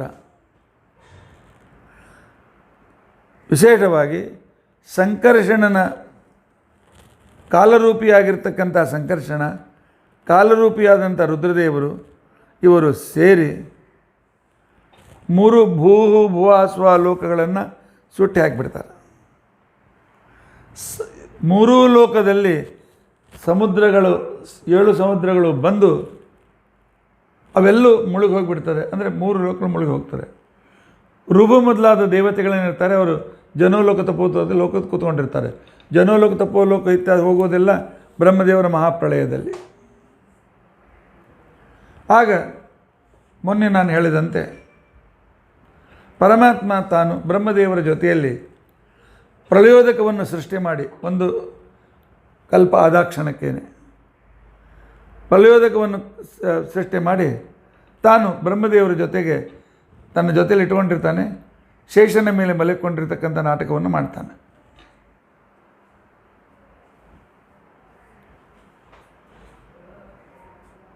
ಮತ್ತು ಇನ್ನೊಂದು ಕಲ್ಪ ಪ್ರಾರಂಭವಾದ ಕ್ಷಣಕ್ಕೇನೆ ಅದಕ್ಕೆ ಹೊಸ ಸೃಷ್ಟಿಯನ್ನು ಮತ್ತೆ ಬ್ರಹ್ಮದೇವರು ಪರಮಾತ್ಮನ ಜೊತೆಯಲ್ಲಿ ತೆಗೆದುಕೊಂಡು, ನಾವು ವೈರಾಜ ಸೃಷ್ಟಿಯ ಕ್ರಮವನ್ನು ಹೇಳಿದ್ದೀವಲ್ಲ, ಆ ಕ್ರಮದಲ್ಲಿ ಎಲ್ಲ ಹೊಸ ಸೃಷ್ಟಿ ಆಗಲಿಕ್ಕೆ ಪ್ರಾರಂಭವಾಗ್ತದೆ.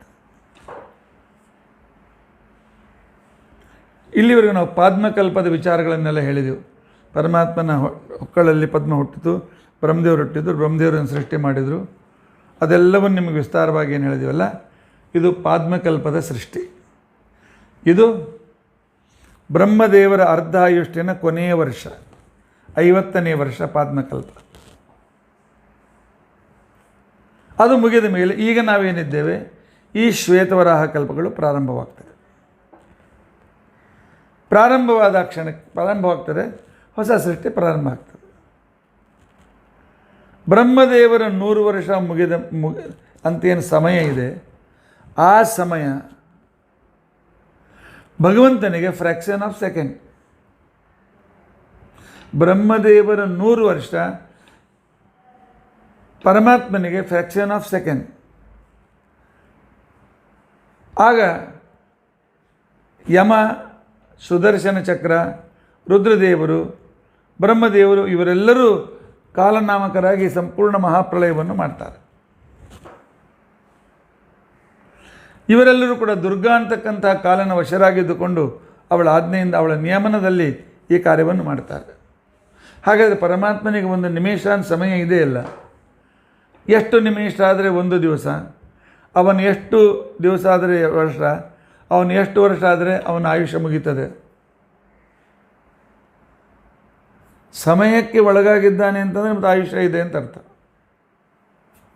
ಅದಕ್ಕೆ ಹೇಳ್ತಾರೆ, ನಮಗೆ ತಿಳಿಸುವುದಕ್ಕೋಸ್ಕರ ಹೇಳಿದ್ದೇ ಹೊರತು ಪರಮಾತ್ಮ ಕಾಲಾತೀತನಾಗಿರ್ತಕ್ಕಂಥ ವ್ಯಕ್ತಿ.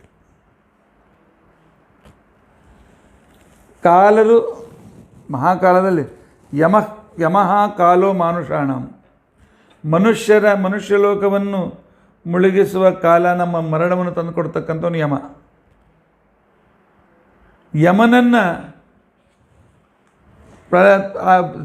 ದಿನ ಪ್ರಳಯ ಇತ್ಯಾದಿಗಳಲ್ಲಿ ಅದನ್ನು ಮುಗಿಸ್ತಕ್ಕಂಥ ವ್ಯಕ್ತಿ ಸುದರ್ಶನ ಚಕ್ರ.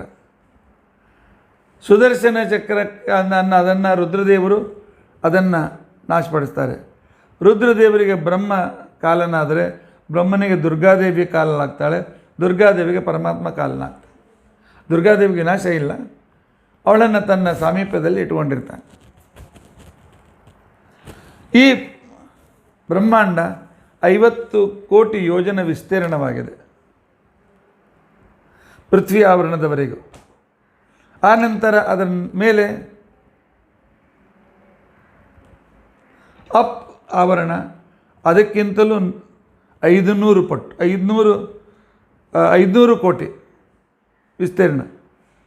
ಅದಕ್ಕಿಂತ ಮೇಲಿಂದ ಅದಕ್ಕಿಂತ 500 ಕೋಟಿ ವಿಸ್ತೀರ್ಣ, ಅದು 500 ಪಟ್ಟು ಹೆಚ್ಚಾಕೋತಾ ಹೋಗ್ತದೆ. ಆದರೆ ಇದೆಲ್ಲ ಹೆಚ್ಚಾಗಿರ್ತಕ್ಕಂಥ ನವಾವರಣ ಸಹಿತವಾಗಿರ್ತಕ್ಕಂಥ ಸಂಪೂರ್ಣ ವಿಶ್ವ ಭಗವಂತನ ದೃಷ್ಟಿಯಿಂದ ಒಂದು ಅಣು ಅವನೊಂದು ರೋಮಕೂಪದಲ್ಲಿ ಹಿಡಿತದೆ. ಇಂಥ ಅಸಂಖ್ಯ ಬ್ರಹ್ಮಾಂಡಗಳು, ಅಸಂಖ್ಯ ವಿಶ್ವಗಳು ಆ ಪರಮಾತ್ಮ ಅಷ್ಟೆಲ್ಲಕ್ಕೆ ಆಶ್ರಯನಾಗಿದ್ದಾನೆ ಅಂತ ತಿಳ್ಕೊಂಡಂತೇಳಿ, ಅವನಿಗೆ ಅನಂತ ಕೋಟಿ ಬ್ರಹ್ಮಾಂಡ ನಾಯಕ ಅಂತ ತಿಳ್ಕೊಂಡಂತೇಳಿ ನಾವು ಪರಮಾತ್ಮನಿಗೆ ನಾವು ಕರಿತೇವೆ. ಈಗಿನ ಕಾಲದಲ್ಲಿ ಅದೊಂದು ತಮಾಷೆ ವಸ್ತುವಾಗಿದೆ. ಯಾವುದೋ ಬಾಬಾಗೆ ಬರೆದಿರ್ತಾರೆ ಅನಂತ ಕೋಟಿ ಬ್ರಹ್ಮಾಂಡ ನಾಯಕ ಅಂತ ತಿಳ್ಕೊಂಡಂತೇಳಿ ಆ ಮಂದಿರದಲ್ಲಿ ಬರೆದಿರ್ತಾರೆ, ಪುಸ್ತಕದಲ್ಲಿ ಬರೆದಿರ್ತಾರೆ. ತಾನೇ ಇದ್ದದ್ದೇನು 70-80 ವರ್ಷ ಅನಂತ ಕೋಟಿ ಬ್ರಹ್ಮಾಂಡ ನಾಯಕನಾಗಲಿಕ್ಕೆ ಸಾಧ್ಯತೆ ಇದೆ. ಮೂರ್ಖತನದ ಪರಮಾವಧಿ ಇರಲಿ, ಪರವಾಗಿಲ್ಲ, ಯಾರಿಗೆ ನಾವು ಯಾಕೆ ಅನ್ಬೇಕು, ಅವ್ರವ್ರ ವಿಶ್ವಾಸ ಆ ಪ್ರಕಾರ ಇರಲಿ. ಆದರೆ ಸರಿ ತಪ್ಪು ಕೇಳಿದ್ರೆ ತಪ್ಪೇ, ನೆನಪಿಟ್ಟುಕೊಳ್ಳಿ. ಪರಮಾತ್ಮನಿಗೆ ಅನಂತ ಕೋಟಿ ಅಖಿಲ ಕೋಟಿ ಬ್ರಹ್ಮಾಂಡ ನಾಯಕ ಅಂತೂ ಕೂಡ ಕರೀತೇವೆ. ಆದ್ದರಿಂದ ಅವನಿಗೆ ಅಣೋರಣೀಯಾನ್ ಮಹತೋ ಮಹೀಯಾನ್ ಅಂತ ತಿಳ್ಕೊಂಡಂತೇಳಿ ನಾವು ಕರೀತೇವೆ. ಅಣುರಣೀಯಾನ್ ಮಹತೋ ಮಹೀಯಾನ್ ಅಂತ ತಿಳ್ಕೊಂಡಂತಂದರೆ ಪರಮಾತ್ಮ ಅಣು ಇದ್ದವನು ಮಹತ್ಯಾಗ ಆಗ್ತಾನೆ. ತಾತ್ಪರ್ಯ ಇಷ್ಟೇ. ಅಣು ಪರಿಮಾಣದಿಂದ ಪ್ರಾರಂಭವಾಗಿ ವಿಶ್ವವನ್ನು ಮೀರಿದ ಶರೀರ ಪರಮಾತ್ಮನದು. ಆದ್ದರಿಂದ ಅಣುರಣೀಯ ಅನ್ನೋದು ಮಹತೋ ಮಹೀಯಾನ್ನೂ ಕೂಡ ಅವನಿದ್ದಾನೆ. ಈ ರೀತಿಯಾಗಿ ಕಾಲನಾಮಕನಾದ ಪರಮಾತ್ಮ ಪುರುಷ ನಾಮಕನಾಗಿದ್ದು ಭಗವಂತ ನಮಗೆ ಒಳಗೆ ಸಂರಕ್ಷಣೆ ಮಾಡಿದರೆ, ವಿದುರ ಕಾಲನಾಮಕನಾಗಿರ್ತಕ್ಕಂಥ ಪರಮಾತ್ಮ ನಮ್ಮನ್ನು ಹೊರಗಿನಿಂದ ಸಂರಕ್ಷಣೆ ಮಾಡ್ತಾನೆ. ಇಲ್ಲದೇ ಇದ್ದರೆ ಅಟ್ಮಾಸ್ಫಿಯರದ ಪ್ರೆಷರ್ ಇಷ್ಟಿದೆಯಲ್ಲ, ಆ ಪ್ರೆಷರ್ನಿಂದ ನಾವು ಚಪಾತಿ ಚಪ್ಪಟ್ಟಾಗೋದು. ಅದರ ಒಳಗೆ ಪುರುಷ ನಾಮಕನಾದ ಪರಮಾತ್ಮ ಇದ್ದು ಫುಗ್ಗಾದಲ್ಲಿ ಹೇಗೆ ಗಾಳಿ ತುಂಬಿಸಿ ಅದು ದೊಡ್ಡದಾಗಿ ಮಾಡಿರ್ತಾರೆ, ಹಾಗೆ ನಮ್ಮನ್ನು ಒಳಗಿನಿಂದ ಪುರುಷ ನಾಮಕನಾದ ಬಿಂಬಮೂರ್ತಿ ಸಂರಕ್ಷಣೆ ಮಾಡ್ತಾ ಇರ್ತಾರೆ. ಆದರೆ ಅದರಿಂದ ಹಾರಿ ಹೋಗಬಾರ್ದು ಅಂತ ತಿಳ್ಕೊಂಡು ಅಂತೇಳಿ ಕಾಲನಾಮಕ ಪರಮಾತ್ಮ ನಮ್ಮನ್ನು ಹಿಡಿದಿಟ್ಟಿರ್ತಾನೆ.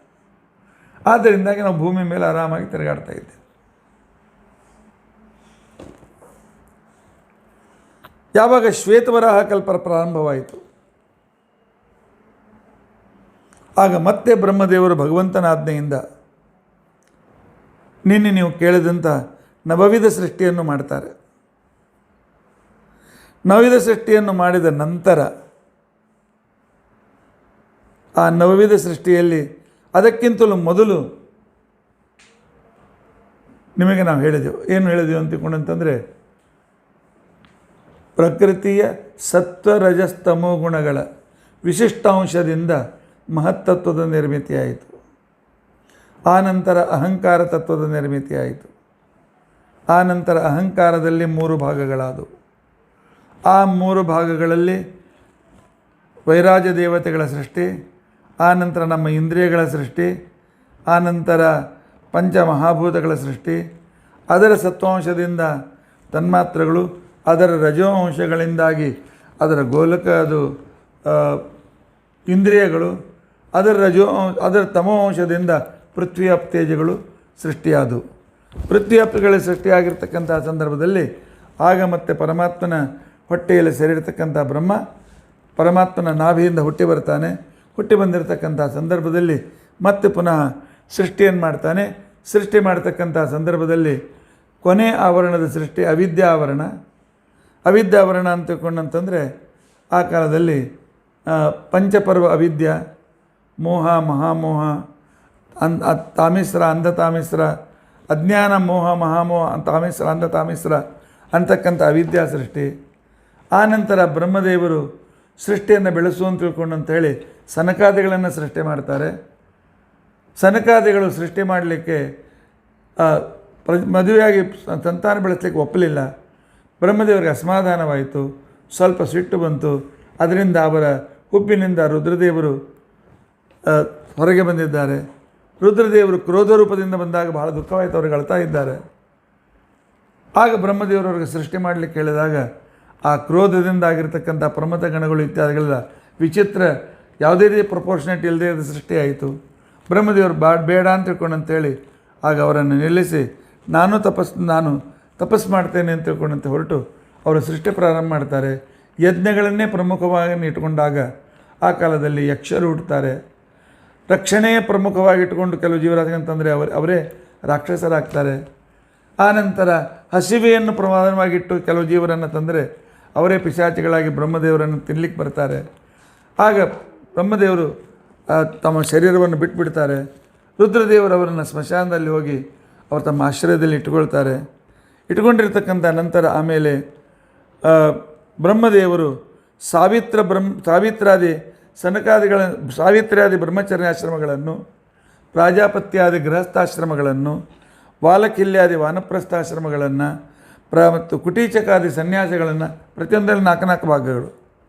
ಆನಂತರ ಅನ್ವೀಕ್ಷಕಿ ವಿದ್ಯಾ ಇತ್ಯಾದಿಗಳನ್ನು, ಆನಂತರ ಭೂವಾಸ್ವ ಅಂತಕ್ಕಂಥ ವ್ಯಾಹರತಿ ಮತ್ತು ಪ್ರಣವವನ್ನು, ಸ್ಪರ್ಶ ವ್ಯಂಜನ ಅಂತಸ್ಥಾದಿ ವರ್ಣಮಾಲೆಗಳನ್ನು ಸೃಷ್ಟಿಯನ್ನು ಮಾಡಿ, ಆನಂತರ ವೇದಗಳನ್ನು ಸೃಷ್ಟಿ ಮಾಡಿ, ಸಂಗೀತದ ಸಪ್ತಸ್ವರಗಳನ್ನು ಸೃಷ್ಟಿ ಮಾಡಿ, ಆನಂತರ ತಾವೇ ಆಪವ ಪ್ರಜಾಪತಿ ಅಂತಕ್ಕಂಥ ರೂಪವನ್ನು ತೆಗೆದುಕೊಂಡು ಬಲಭಾಗದಿಂದ ಗಂಡಾಗಿ ಹೆಣ್ಣು, ಎಡಭಾಗದಿಂದ ಹೆಣ್ಣಾದರು. ಗಂಡನೇ ಸ್ವಯಂಭೂಮನು, ಹೆಂಡತಿಯೇ ಆಕೆ ದೇವಹೂತಿ. ಇಷ್ಟು ವಿಚಾರಗಳನ್ನು ನೀವು ಹಿಂದಿನ ಸೃಷ್ಟಿಯಲ್ಲಿ ಕೇಳಿದ್ದೀರಿ. ವಿಸ್ತಾರ ಮಾಡಲಿಲ್ಲ, ಕೇವಲ ನಿಮಗೆ ಲೀಸ್ಟ್ ಕೊಟ್ಟಿದ್ದೆ. ಎಷ್ಟು ಸೃಷ್ಟಿಯನ್ನು ನೆನಪಿಟ್ಕೊಳ್ಬೇಕು. ಆಗ ವಿದುರ ಮೈತ್ರಿಯರಿಗೆ ಪ್ರಶ್ನೆ ಮಾಡ್ತಾನೆ.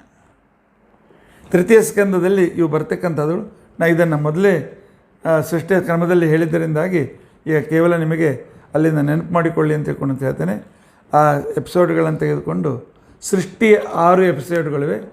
ಅವುಗಳಲ್ಲಿ ಕ್ರಮವಾಗಿ ವೈರಾಜ ಸೃಷ್ಟಿ ಇತ್ಯಾಗನ್ನು ಕ್ರಮವಾಗಿ ನೋಡಿಕೊಂಡು ಪುನಃ ಅದನ್ನು ಶ್ರವಣ ಮಾಡಿ. ಇಷ್ಟು ಸೃಷ್ಟಿಯನ್ನು ಹೇಳಿದ ನಂತರ ಮೈತ್ರೇಯರು ಹೇಳ್ತಾರೆ, ವಿದುರ, ಇಷ್ಟು ಉಪಕಾರ ಮಾಡುವ ಪರಮಾತ್ಮನಿಗೆ ನಾವು ನೆನೆಸಬೇಕು ಅಂತ ಮನಸ್ಸಿಗೆ ಬಂತ? ಇಷ್ಟು ಉಪಕಾರ ಮಾಡುವ ಪರಮಾತ್ಮನನ್ನು ಹೊಟ್ಟೆಗೆ ಹಾಕುವ ಗಂಡನಿಗೋಸ್ಕರ ಜೀವನ ಎಲ್ಲ ಹೆಂಡತಿ ದುಡಿತಾಳೆ, ಮಕ್ಕಳನ್ನು ಕೊಡ್ತಾಳೆ ಅಂತೇಳಿ ಹೆಂಡತಿ ಮಕ್ಕಳ ಸಂರಕ್ಷಣೆಗೆ ಗಂಡು ಸಂಪೂರ್ಣ ಜೀವನವನ್ನು ದುಡಿತಾನೆ. ಇಷ್ಟೆಲ್ಲ ಕೊಟ್ಟ ಪರಮಾತ್ಮನಿಗೋಸ್ಕರ ನಾವು ಎಷ್ಟು ಸಮಯ ಕೊಡ್ತೇವೆ? ಸ್ವಲ್ಪ ಹೊತ್ತು ಹೆಂಡತಿ ಬರಲಿಕ್ಕೆ ಲೇಟ್ ಆದರೂ ದುಃಖವಾಗ್ತದೆ. ಪರಮಾತ್ಮನ ನೆನಪನ್ನು ಆ ರೀತಿಯಾಗಿ ನೆನೆಸ್ತೇವೆ ನಾವು. ಇಷ್ಟು ಮಹಿಮಾವಂತನಾಗಿ ಪರಮೋಪಕಾರ ಮಾಡುವ ವ್ಯಕ್ತಿ, ಪ್ರತಿ ಕಲ್ಪದಲ್ಲಿ ಹೊಸ ಸೃಷ್ಟಿಯನ್ನು ಮಾಡ್ತಕ್ಕಂಥ ವ್ಯಕ್ತಿ, ಇವನ ಮಹಿಮೆಯನ್ನು ಹೆಚ್ಚೆಚ್ಚು ತಿಳಿದುಕೊಂಡಷ್ಟು ಇವನನ್ನು ಆಶ್ರಯಿಸದೆ ಹೊರತು ಗತಿ ಇಲ್ಲ. ಇವನನ್ನು ನಾವು ನೆನೆಸದೇ ಇದ್ದರೆ, ಇಷ್ಟೆಲ್ಲ ಕೊಟ್ಟ ಪರಮಾತ್ಮನ ನೆನೆಸದೇ ಇದ್ದರೆ ನಾವು ಕೃತಜ್ಞರು ಅಂತನ್ನುವ ಒಂದು ಮನಸ್ಸಿನಲ್ಲಿ ಭಾವನೆ ಬಂದರೆ ಆಗ ಭಕ್ತಿಯ ಉದಯವಾಗ್ತದೆ. ಆಗ ವಿದುರ ಕೇಳ್ತಾನೆ, ಎಂಥ ಅದ್ಭುತ ಸೃಷ್ಟಿ ಪರಮಾತ್ಮನದು. ಮಾನವ ಸೃಷ್ಟಿಯ ಮೊದಲು 50 ಬ್ರಹ್ಮದೇವರ ವರ್ಷಗಳು ಹೊರಟೋದು. ಇಷ್ಟು ಅಕ್ಯುರೇಟ್ ಸೃಷ್ಟಿ ಬೇರೆ ಯಾವ ಶಾಸ್ತ್ರದಲ್ಲೂ ಇಲ್ಲ. ಅದನ್ನು ಪುನಃ ನೆನೆಸ್ಕೊಳ್ಬೇಕು. ಆಯಿತು, ಸ್ವಯಂಭೂಮನು ಮತ್ತು ಶತರೂಪ ಬ್ರಹ್ಮದೇವರು ಒಂದು ಶರೀರದಲ್ಲಿ ಹುಟ್ಟಿದರು ಅಂತ ಹೇಳಿದರಿಲ್ಲ. ಅವರು ಮತ್ತು ಮದುವೆ ಆದರೆ, ಮಕ್ಕಳಾದರೆ, ಮತ್ತು ಅವರದ ವಿಶಿಷ್ಟವಾಗಿರ್ತಕ್ಕಂಥ ಏನಾದರೂ ಚರಿತ್ರೆ ಇದ್ದರೆ ಅದನ್ನು ನಮಗೆ ಹೇಳಿ ಅಂತ ತಿಳ್ಕೊಂಡು ಅಂತೇಳಿ ಕೇಳ್ತಾರೆ. ಆಗ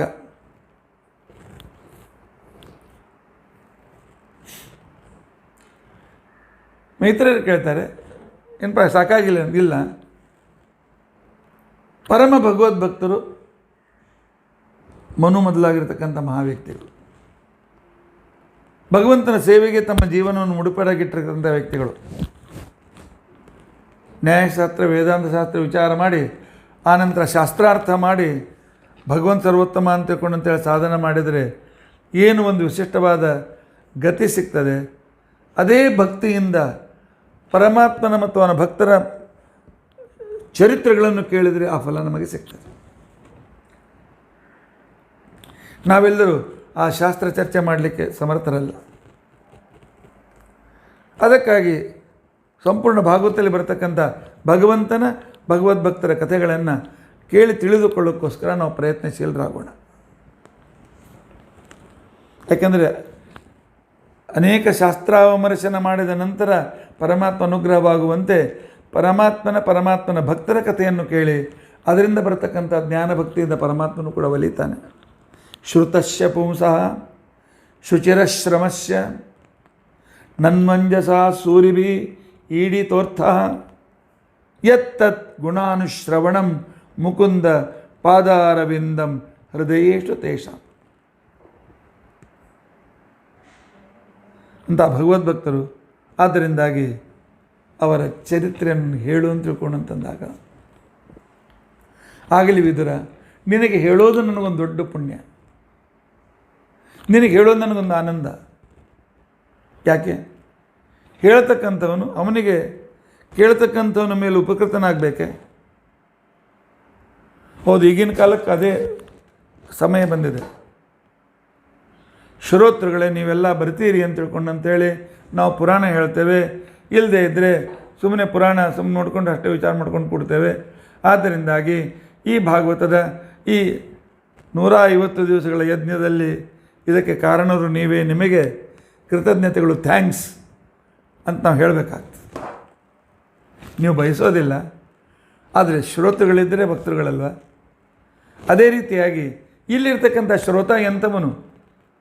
ಭಾಗವತ್ಕಾರ ಹೇಳ್ತಾರೆ, ಹಸ್ತಿನಾವತಿಗೆ ಬಂದಾಗೆಲ್ಲ ಅಥವಾ ಹಸ್ತಮಾತೆ ಸಮೀಪ ಬಂದಾಗೆಲ್ಲ ಕೃಷ್ಣ ಹೋಗೋದು ಮೊಟ್ಟ ಮೊದಲು ತನ್ನ ಸೋದರತ್ತೆ ಕುಂತಿಯನ್ನು ಭೇಟಿಯಾಗಿ ಸೀದಾ ವಿದುರನ ಮನೆಗೆ ಬರ್ತಾಯಿದ್ದ.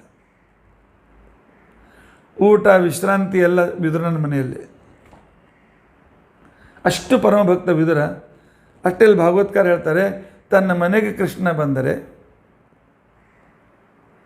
ಆಗ ವಿದುರ ಅವನಿಗೆ ಆಸನದ ಮೇಲೆ ಕೂಡಿಸಿ ಅವನ ಎರಡೂ ಕಾಲುಗಳನ್ನು ತನ್ನ ಕಾಲ ಮೇಲೆ ಇಟ್ಟುಕೊಂಡು, ಪರಮಾತ್ಮ ಬಹಳ ದೂರದಿಂದ ಬಂದಿದ್ದಿ ಅಂಥೇಳಿ ಕಾಲುಗಳನ್ನು ಒತ್ತಿ ಅದಕ್ಕೆ ಒಳ್ಳೆ ಸುಗಂಧಿತವಾದ ಎಣ್ಣೆಯನ್ನು ಸವರಿ ಸವರಿ ಸವರಿ ಪರಮಾತ್ಮ ವಿಶ್ರಾಂತಿ ಆಯಿತಾ ಅಂಥೇಳಿ ಅವನಿಗೆ ತಾನೇ ಸ್ವತಃ ಅಭ್ಯಂಗ ಸ್ನಾನವನ್ನು ಮಾಡಿಸ್ತಾ ಇದ್ದ. ಇಷ್ಟು ಭಕ್ತಿಯಿಂದ ಪರಮಾತ್ಮನನ್ನು ಪೂಜೆ ಮಾಡ್ತಕ್ಕಂಥದ್ದು ಕೃಷ್ಣ ಅವನ ಸೇವೆಯನ್ನು ಸ್ವೀಕರಿಸ್ತಾ ಇದ್ದ. ಆದ್ದರಿಂದ ವಿದುರ, ನಿನ್ನ ಪ್ರಶ್ನೆಗೆ ನಾನು ಉತ್ತರ ಕೊಡದೇ ಇದ್ದರೆ ಹೇಗಪ್ಪ? ನಿನಗೆ ಹೇಳ್ತೇನೆ ಕೇಳು.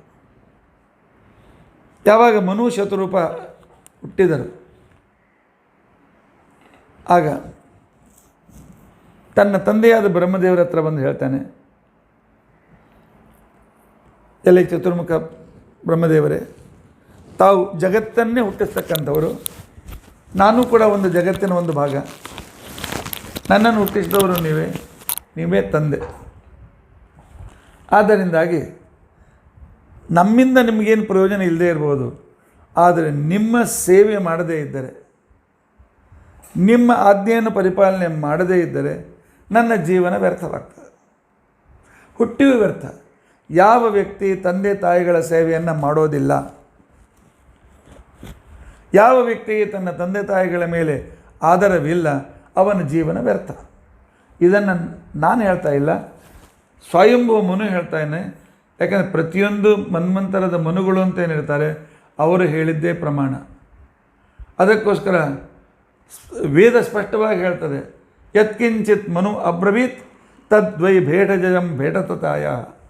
ಮನು ಹೇಳಿದಂತೆ ಜೀವನವನ್ನು ಪಾಲನೆ ಮಾಡಿ ನಿಮ್ಮ ಜೀವನ ಅತ್ಯಂತ ಸುಖಿ ಆಗ್ತದೆ ಅಂತ ತಿಳ್ಕೊಂಡು ಇಂಥ ಮನು ಹೇಳ್ತಾ ಇದ್ದಾನೆ, ನನಗೇನಾದರೂ ಆಜ್ಞೆ ಮಾಡುವಪ್ಪ, ನಿನ್ನ ಆಜ್ಞೆಯನ್ನು ನಾನು ಪರಿಪಾಲನೆ ಮಾಡಿದರೆ ನನ್ನ ಜೀವನ ಸಾರ್ಥಕವಾಗ್ತದೆ. ಅಷ್ಟೇ ಅಲ್ಲ, ದೇವತೆಗಳಿಗೆ ನನ್ನ ಕೀರ್ತಿ ದೇವತೆಗಳವರೆಗೂ ಹೋಗ್ತದೆ. ಆಗ ದೇವತೆಗಳು ನನಗೆ ಮುದಾಗಿ ಉತ್ತಮವಾದ ಟ್ರೀಟ್ಮೆಂಟ್ ಕೊಟ್ಟು ಒಳ್ಳೆ ಗತಿ ಕರೆದುಕೊಂಡು ಹೋಗ್ತಾರೆ. ಅಷ್ಟೇ ಅಲ್ಲ, ಈ ಲೋಕದಲ್ಲಿಯೂ ತಂದೆ ತಾಯಿ ಸೇವೆ ಮಾಡಿದ ವ್ಯಕ್ತಿ ಅವನು ಇದೇ ಜನ್ಮದಲ್ಲೇ ಫಲವನ್ನು ಪಡಿತಾನೆ. ಒಬ್ಬ ನಮ್ಮ ಸಮೀಪದ ಸಂಬಂಧಿಕ ವ್ಯಕ್ತಿ ತಂದೆ ತಾಯಿಗಳ ಸೇವೆಗೋಸ್ಕರವೇ ತನ್ನ ನೌಕರಿ ಇತ್ಯಾದಿಗಳನ್ನು ಬಿಟ್ಟು ಅವ್ರ ಸೇವೆಯಲ್ಲೇ ಇದ್ದ. ಮುಂದೆ ಅಲ್ಲೇ ಸಮೀಪದಲ್ಲೇ ಒಂದು ಚಿಕ್ಕ ನೌಕರಿ ಸಿಕ್ತು. ತಿಂಗಳಿಗೆ 800ರಿಂದ 1200ವರೆಗೆ ಸಂಬಳ ಬರ್ತಾಯಿತ್ತು. ಆದರೆ ಹಿರಿಯರು ಹೇಳಿದ್ರು, ನೋಡಪ್ಪ, ತಂದೆ ತಾಯಿ ಸೇವೆ ಮಾಡು, ಇದರ ಫಲ ಇವತ್ತೇ ಜನ್ಮದಲ್ಲಿ ಉಣ್ತೀಯ ಅಂತ ತಿಳ್ಕೊಂಡು ಅಂತ ಹೇಳಿ ಅವನು ತಂದೆಯ ಸೇವೆಯನ್ನು ಅಷ್ಟೇ ಚೆನ್ನಾಗಿ ಮಾಡಿದ, ತಾಯಿಯ ಸೇವೆಯನ್ನು ಸುಮಾರು 15-20 ವರ್ಷ ತಪ್ಪದೇ ಮಾಡಿದ. ಅವನಿಗೆ ತನ್ನ ವಯಸ್ಸಿನ 40ನೇ ವರ್ಷದ ನಂತರ ಪರ್ಮನೆಂಟ್ ಕೆಲಸ ಸಿಕ್ಕು 800 ಸಂಬಳ ಸಿಗ್ತಕ್ಕಂಥ ವ್ಯಕ್ತಿಗೆ 24,000 ಸಂಬಳ ಪ್ರಾರಂಭವಾಯಿತು. ಇವತ್ತು ಗಂಡ ಹೆಂಡತಿ ಸುಖವಾಗಿದ್ದಾರೆ ತಂದೆ ತಾಯಿಯ ಸೇವೆಯ ಫಲದಿಂದ. ಆದ್ದರಿಂದಾಗಿ ಇದು ಪ್ರತ್ಯಕ್ಷ. ಇದೀಗ ಇವತ್ತು ನಾನು ನಿನ್ನೆ ಮೊನ್ನೆ ಈ 8-10 ವರ್ಷದಲ್ಲಿ ನಡೆದ ಘಟನೆ ಇದು. ತಂದೆ ತಾಯಿಗಳ ಸೇವೆಯನ್ನು ಮಾಡದೇ ಇದ್ದ ವ್ಯಕ್ತಿ ಎಷ್ಟೇ ಸಿರಿವಂತನಾಗಲಿ, ಎಷ್ಟೇ ಹಣ ಗಳಿಸಲಿ, ಅವನ ಜೀವನದಲ್ಲಿ ಹಣ ಸಿರಿವಂತಿಕೆ ಇರಬಹುದು, ಜೀವನದಲ್ಲಿ ನೆಮ್ಮದಿ ಸುಖ ಇರೋದಿಲ್ಲ. ಇದು ನಿಶ್ಚಿತ. ಈ ಮಾತನ್ನು ಸ್ವಯಂಭೂಮನು ಹೇಳ್ತಾ ಇದ್ದಾನೆ. ಭಾಗವತದಿಂದ ನಾವು ಕಲಿಬೇಕಾಗಿರ್ತಕ್ಕಂಥ ಇಂಥ ಅನೇಕ ವಿಷಯಗಳಿವೆ. ಅಷ್ಟೇ ಅಲ್ಲ, ಆಗ ಬ್ರಹ್ಮದೇವರು ಹೇಳ್ತಾರೆ, ಮನು, ನಿನ್ನ ಮೇಲೆ ನಾನು ಭಾಳ ಸಂತುಷ್ಟನಾಗಿದ್ದೇನೆ. ನಾವು ಹೇಳು ಅಂತ ತಿಳ್ಕೊಂಡಂತಂದಮೇಲೆ ಸೇವೆ ಮಾಡ್ತಕ್ಕಂಥ ಮಕ್ಕಳು ಇರ್ತಾರೆ. ಎಷ್ಟೋ ಸಲ ಹೇಳಿದ್ರು ಕೇಳದಿರ್ತಕ್ಕಂಥವ್ರು ಇರ್ತಾರೆ. ಪ್ರಶ್ನೆ ಬೇರೆ. ನೀನು ಅತಿ ಅತಿ ಅತಿ ಉತ್ತಮ ಮಗನೇ. ಯಾಕೆ? ತಂದೆ ತಾಯಿಗಳು ಹೇಳುವ ಮೊದಲೇ ಅವರಿಗೆ ಈಗೇನು ಬೇಕಾಗ್ಬೋದು, ಯಾವ ಅವಶ್ಯಕತೆ ಅವರಿಗಿದೆ ಅಂತನ್ನೋದನ್ನು ತಾನೇ ಅರ್ಥ ಮಾಡಿಕೊಂಡು ಅವರು ಏನು ನಮಗೆ ಆಜ್ಞೆ ಮಾಡಬಹುದು ಅಂತನ್ನೋದನ್ನು ತಾನೇ ಅವರ ಇಂಗಿತವನ್ನು ತಿಳಿದುಕೊಂಡು ಅವರು ಕೇಳುವ ಮೊದಲೇ ಅವರು ಆಜ್ಞೆಯನ್ನು ಪರಿಪಾಲನೆ ಮಾಡಿ ಅವರಿಗೆ ಮನಸ್ಸಿಗೆ ತೃಪ್ತಿಯಾಗುವಂತೆ ಮಾಡ್ತಾನೆ. ಅವನು ಉತ್ತಮ ಪುತ್ರ. ಈ ಮಾತನ್ನು ಹೇಳಿರ್ತಕ್ಕಂಥ ವ್ಯಕ್ತಿ ರಾಮಚಂದ್ರ.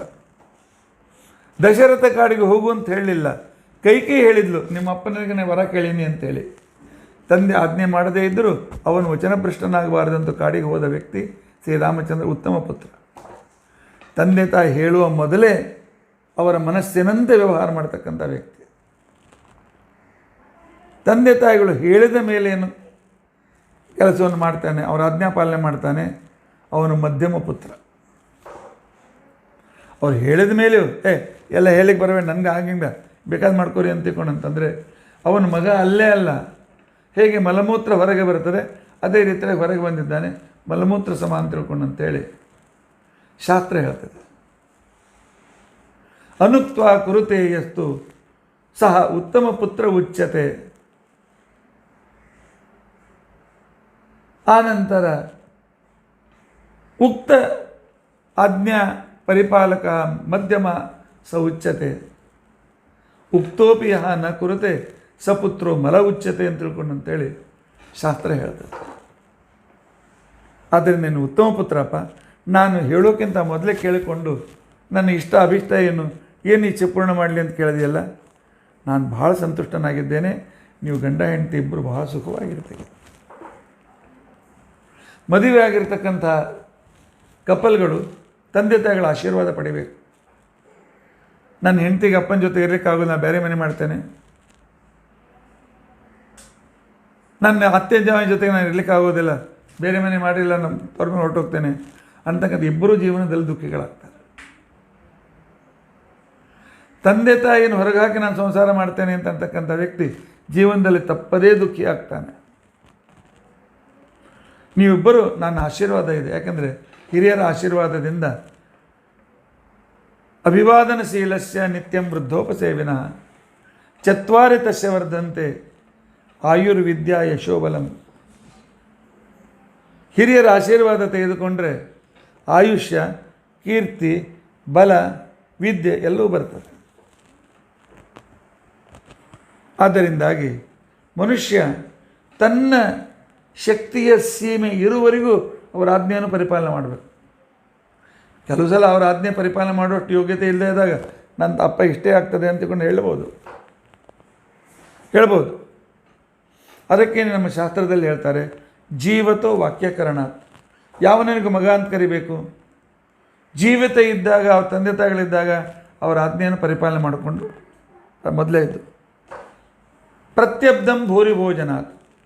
ಅವರು ಇರುವಾಗ ಪ್ರತಿ ವರ್ಷ ಅವರ ಹೆಸರಿನಲ್ಲಿ, ಅವರು ಹುಟ್ಟಿದ ಹಬ್ಬದಲ್ಲಿ ಅನೇಕ ಬ್ರಾಹ್ಮಣರನ್ನು ಕರೆದು ಭೋಜನ ಮಾಡಿಸಿ ತಂದೆ ತಾಯಿಗಳಿಗೆ ಸುಖವಾಗಲಿ ಅಂತ ಬಯಸಬೇಕು.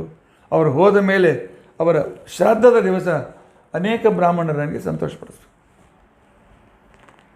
ಆನಂತರ ಗಯೆಗೆ ಹೋಗಿ ಅವರಿಗೆ ಗಯಾಯಾಮ್ ಪಿಂಡದಾನಾಚ, ಅವ್ರಿಗೆ ಗಯೆ ವಿಷ್ಣುಪಾದದ ಮೇಲೆ ಅವರ ಹೆಸರಿಂದ ಪಿಂಡ ಇಟ್ಟ ಮೇಲೆ ಅವನಿಗೆ ಪುತ್ರ ಅಂತ ಹೆಸರು ಬರ್ತದೆ. ತಂದೆ ತಾಯಿಗಳನ್ನು ಉದ್ಧಾರ ಮಾಡಿದವನು ಅಂತ ಅರ್ಥ. ಆದ್ದರಿಂದಾಗಿ ನನ್ನ ಮೊದಲನೇ ಆಜ್ಞೆ ಏನಿದೆ, ನೀನು ಹುಟ್ಟಿದ್ದು ಬ್ರಹ್ಮನ ವಂಶದಲ್ಲಿ. ಬ್ರಹ್ಮನ ವಂಶ ಇದು ರುಜುಗಳ ವಂಶ, ಇದು ಸರ್ವಜ್ಞರ ವಂಶ. ಈ ವಂಶ ಒಳ್ಳೆಯ ಉತ್ತಮ ರೀತಿಯಿಂದ ಬೆಳೆಯಬೇಕು. ಅದಕ್ಕೋಸ್ಕರ ಗಂಡ ಹೆಂಡತಿ ತಪಸ್ಸು ಮಾಡಿ ಉತ್ತಮ ಸಂತಾನವನ್ನು ಪಡೆಯಿರಿ, ಉತ್ತಮ ಸಂಪಾದನವನ್ನು ಪಡೆಯಿರಿ. ಆನಂತರ ನೀನು ಋಷಿಯೂ ಹೌದು, ರಾಜನೂ ಹೌದು. ಪ್ರಜೆಗಳನ್ನು ಅತ್ಯಂತ ಸುಖದಿಂದ ಅವರು ಇರುವಂತೆ ನೋಡಿಕೋ. ಯಾವ ವ್ಯಕ್ತಿ ಈ ಪ್ರಜೆಗಳನ್ನು ಸರಿಯಾದ ರೀತಿಯಿಂದ ಮಾಡ್ತಾನೆ, ಯಜ್ಞ ದಾನ ತಪಸ್ಸುಗಳಿಂದ ಪ್ರಜಾ ಸಂರಕ್ಷಣದಿಂದ ಭಗವಂತನ ಆರಾಧನೆಯನ್ನು ಮಾಡ್ತಾನೆ. ಅವನ ಜೀವನ ಇಲ್ಲಿಯೂ ಎಲ್ಲೂ ಅಲ್ಲಿಯೂ ಎಲ್ಲ ಕಡೆಯಲ್ಲಿಯೂ ಸುಖಿಯಾಗ್ತಾನೆ. ಆದ್ದರಿಂದ ನೀನು ಪ್ರಜೆಗಳು ನಿನ್ನ ಅಧೀನರಿರ್ತಾರಪ್ಪ, ಅವರು ಯೋಗಕ್ಷೇಮ ಚೆನ್ನಾಗಿ ನೋಡ್ಕೋ. ನಮ್ಮ ಬ್ರಹ್ಮದೇವರು ಎಷ್ಟು ಉದಾತ್ತ ವಿಚಾರಗಳು, ಅರ್ಥ ಮಾಡಿಕೊಳ್ಳು. ಸುಮ್ಮನೆ ದೇವತೆಗಳನ್ನು ಬೈತಾ ತಮಾಷೆ ಮಾಡ್ತಾ ಇರ್ತಾರಲ್ಲ, ಮೂರ್ಖರು. ಇರಲಿ, ಪ್ರಜೆ ರಕ್ಷಣೆಗಳನ್ನು ಮಾಡಪ್ಪ ಸರಿಯಾಗಿ. ಅವ್ರು ಯಾಕೋ ನಮ್ಮ ಮಕ್ಕಳಂತ ಇರ್ತಾರೆ, ಅವರ ಯೋಗಕ್ಷೇಮ ಜವಾಬ್ದಾರಿ ನಮ್ಮದಿದೆ. ಅಷ್ಟೇ ಅಲ್ಲ, ಪರಮಾತ್ಮ ನಮಗೆ ಯಾವ ಕಾರ್ಯದಿಂದ ಭಗವಂತ ಸಂತುಷ್ಟನಾಗ್ತಾನೆ, ಭಗವಂತನ ಆಜ್ಞಾಪಾಲನ ರೂಪವಾಗಿರ್ತಕ್ಕಂಥ ವರ್ಣಾಶ್ರಮೋಚಿತವಾದ ಧರ್ಮಗಳು ಅಂತೇನಿವೆ, ಅವುಗಳನ್ನು ತಪ್ಪದೇ ಮಾಡಬೇಕು. ಯಾವನವಗಳನ್ನು ಮಾಡೋದಿಲ್ಲ ಅವನ ಜೀವನ ವ್ಯರ್ಥ. ವೇದಗಳು, ಸ್ಮೃತಿ, ಭಾಗವತಾದಿ ಪುರಾಣಗಳು ಇವೆಲ್ಲ ಭಗವಂತನ ಆರ್ಡರ್, ಅಂದರೆ ಕಾನ್ಸ್ಟಿಟ್ಯೂಷನ್ಗಳು. ಈ ಪ್ರಕಾರ ಇಲ್ಲಿ ಹೇಳಿದ ಪ್ರಕಾರ ನಮ್ಮ ಜೀವನದ ಶೈಲಿಯನ್ನು ನಾವು ಬದಲಾಯಿಸಿಕೊಳ್ಬೇಕು. ನಮ್ಮ ಲೈಫ್ ಸ್ಟೈಲ್ ಭಾಗವತದಂತೆ ಇರಬೇಕು. ಹಾಗಿದ್ದರೆ ಪರಮಾತ್ಮ ಸಂತುಷ್ಟನಾಗ್ತಾನೆ. ಇಲ್ಲದೇ ಇದ್ದರೆ ಪರಮಾತ್ಮನ ಅವನು ಈ ನಿಯಮ ಬಿಟ್ಟು ಏನು ಬೇಕಾದ ಪೂಜೆ ಮಾಡಿದರೂ ಪರಮಾತ್ಮ ಅದನ್ನು ಸ್ವೀಕಾರ ಮಾಡೋದಿಲ್ಲ. ಯೇಷಾಂ ನ ತುಷ್ಟೋ ಭಗವಾನ್ ಯಜ್ಞಲಿಂಗೋ ಜನಾರ್ದನ ತೇಷಾಂ ಶ್ರಮೋಪ್ಯಪಾರ್ಥಾಯ ಯದಾತ್ಮ ನಾದೃತ ಸ್ವಯಂ. ಅದ್ಭುತ ಶ್ಲೋಕ. ಬ್ರಹ್ಮದೇವರು ಹೇಳ್ತಾರೆ, ಯಾವ ವ್ಯಕ್ತಿಯ ಸದಾಚರಣೆಯಿಂದ, ಯಾವ ವ್ಯಕ್ತಿಯ ಶಾಸ್ತ್ರಾನುಸಾರ ಆಚರಣೆಯಿಂದ ಯಜ್ಞನ ಕರ್ಮಫಲದಾಯಕನಾದ ಯಜ್ಞನಾಮಕನಾದ ಭಗವಂತ ಸಂತುಷ್ಟನಾಗುವುದಿಲ್ಲವೋ ಅವನು ಮಾಡಿದ ಎಲ್ಲ ಶ್ರಮಗಳು ವ್ಯರ್ಥ, ಅವನು ಮಾಡಿದ ಪ್ರಯತ್ನಗಳು ವ್ಯರ್ಥ, ಅವನು ದುಡಿದದ್ದು ವ್ಯರ್ಥ, ಎಲ್ಲವೂ ವ್ಯರ್ಥ, ಜೀವನವೇ ವ್ಯರ್ಥ. ಯಾಕೆ ಅವನು ಪರಮಾತ್ಮನನ್ನು ಆಧರಿಸಲಿಲ್ಲ. ಪರಮಾತ್ಮನಿಗೆ ಬೇಕಾಗಿರ್ತಕ್ಕಂಥ ಒಂದು ಅದ್ಭುತವಾಗಿರ್ತಕ್ಕಂಥ ಶಾಸ್ತ್ರಾನುಸಾರವಾದ ಜೀವನವನ್ನು ಮಾಡಲಿಲ್ಲ.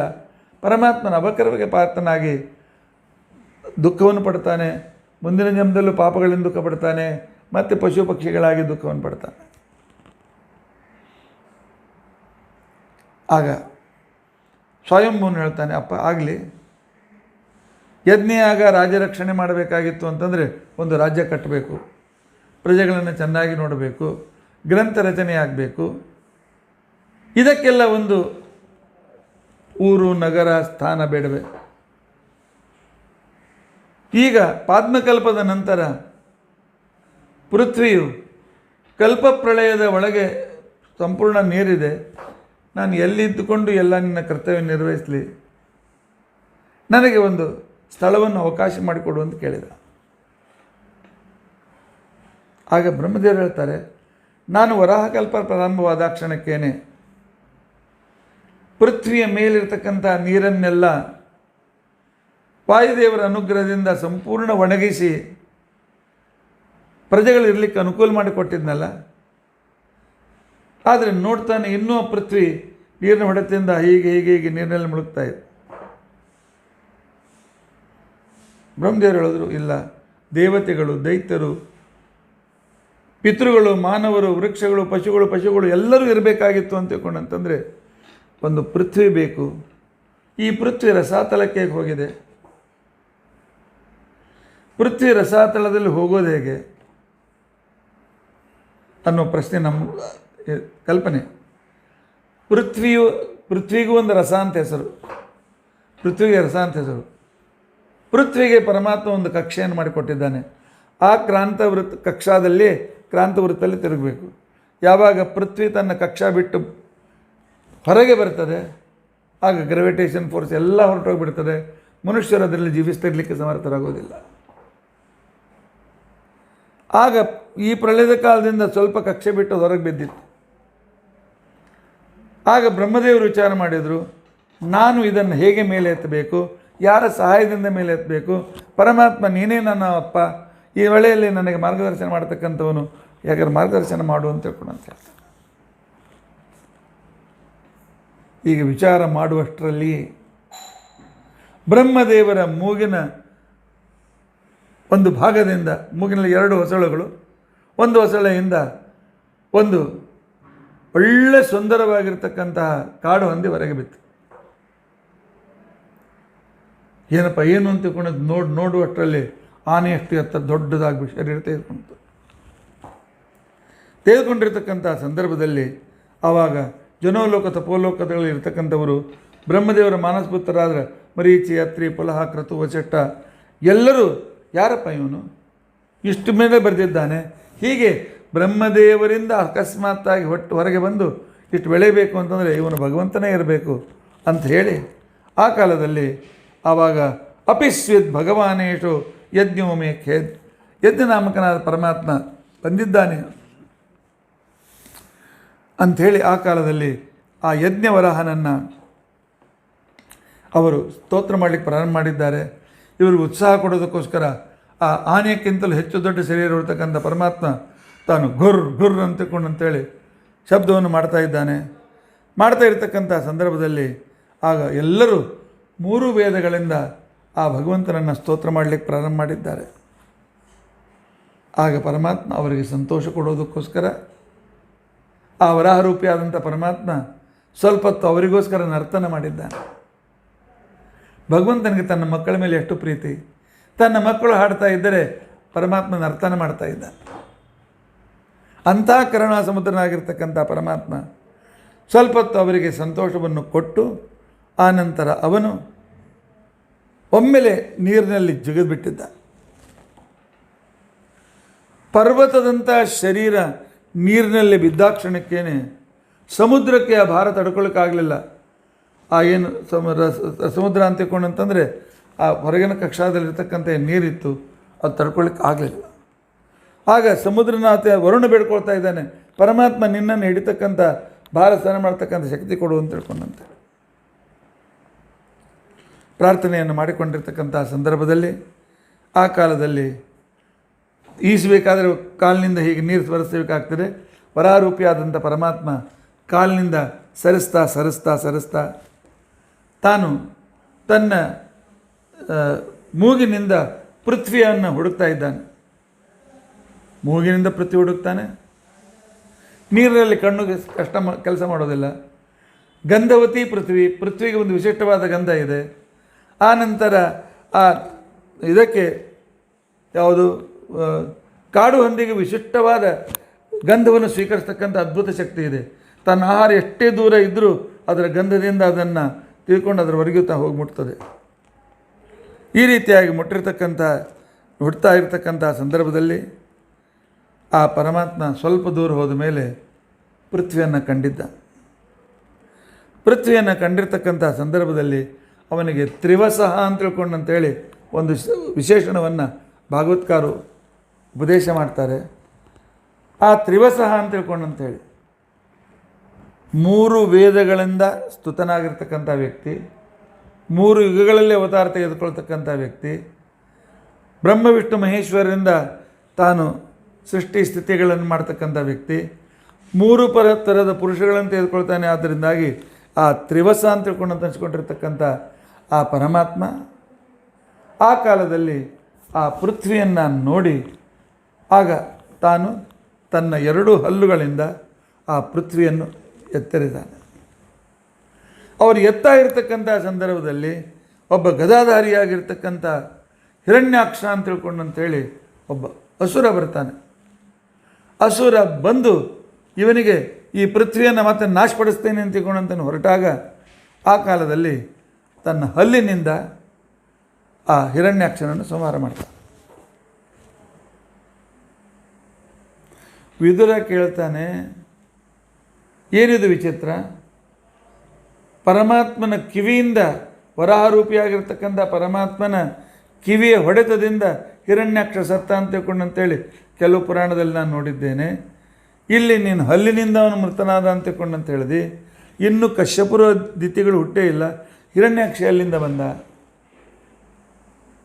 ಹಿರಣ್ಯಾಕ್ಷನ ಸಂಹಾರ ಮಾಡಿದ ಪೃಥ್ವಿಯ ಮೇಲೆ ಎತ್ತಿರಿ ಅಂತ ತಿಳ್ಕೊಂಡಂತಂದರೆ ಆಗ ಸಂಶಯ ಬಂದಾಗ ಇದ್ದಾರಲ್ಲ ನಮ್ಮ ಸರ್ವಜ್ಞ ಗುರುಗಳು ಶ್ರೀಮದಾಚಾರ್ಯ ನಮ್ಮ ಸಹಾಯಕ್ಕೆ ಬರ್ತಾರೆ. ಶ್ರೀಮದಾಚಾರ್ಯ ಹೇಳ್ತಾರೆ, ಬ್ರಹ್ಮಾಂಡ ಪುರಾಣ ತೆಗೆದು ನೋಡಿ, ಅಲ್ಲಿ ಹೇಳ್ತಾರೆ, ಇಬ್ಬರು ಹಿರಣ್ಯಾಕ್ಷರು, ಒಬ್ಬ ಅಲ್ಲ ಇಬ್ಬರು. ಒಬ್ಬ ವ್ಯಕ್ತಿ ಬ್ರಹ್ಮದೇವರ ಶರೀರದಿಂದಲೇ ಹುಟ್ಟಿರ್ತಕ್ಕಂಥ ಹಿರಣ್ಯಾಕ್ಷ, ಬ್ರಹ್ಮದೇವರ ಮಾನಸ ಪುತ್ರ. ಅವನೇ ಈ ವರಾಹ ದೇವರು ಮೇಲೆ ತೆಗೆದುಕೊಂಡು ಬರುವಾಗ ಮಧ್ಯದಲ್ಲಿ ಬಂದಾಗ ಅವನಿಗೆ ಹಲ್ಲಿನಿಂದ ಕೊಂದು ಹಾಕ್ಬಿಡ್ತಾರೆ. ಇನ್ನು ಎರಡನೇ ಹಿರಣ್ಯಾಕ್ಷ ದಿತಿ ಮತ್ತು ಕಶ್ಯಪರಲ್ಲಿ ಹುಡ್ತಾನೆ.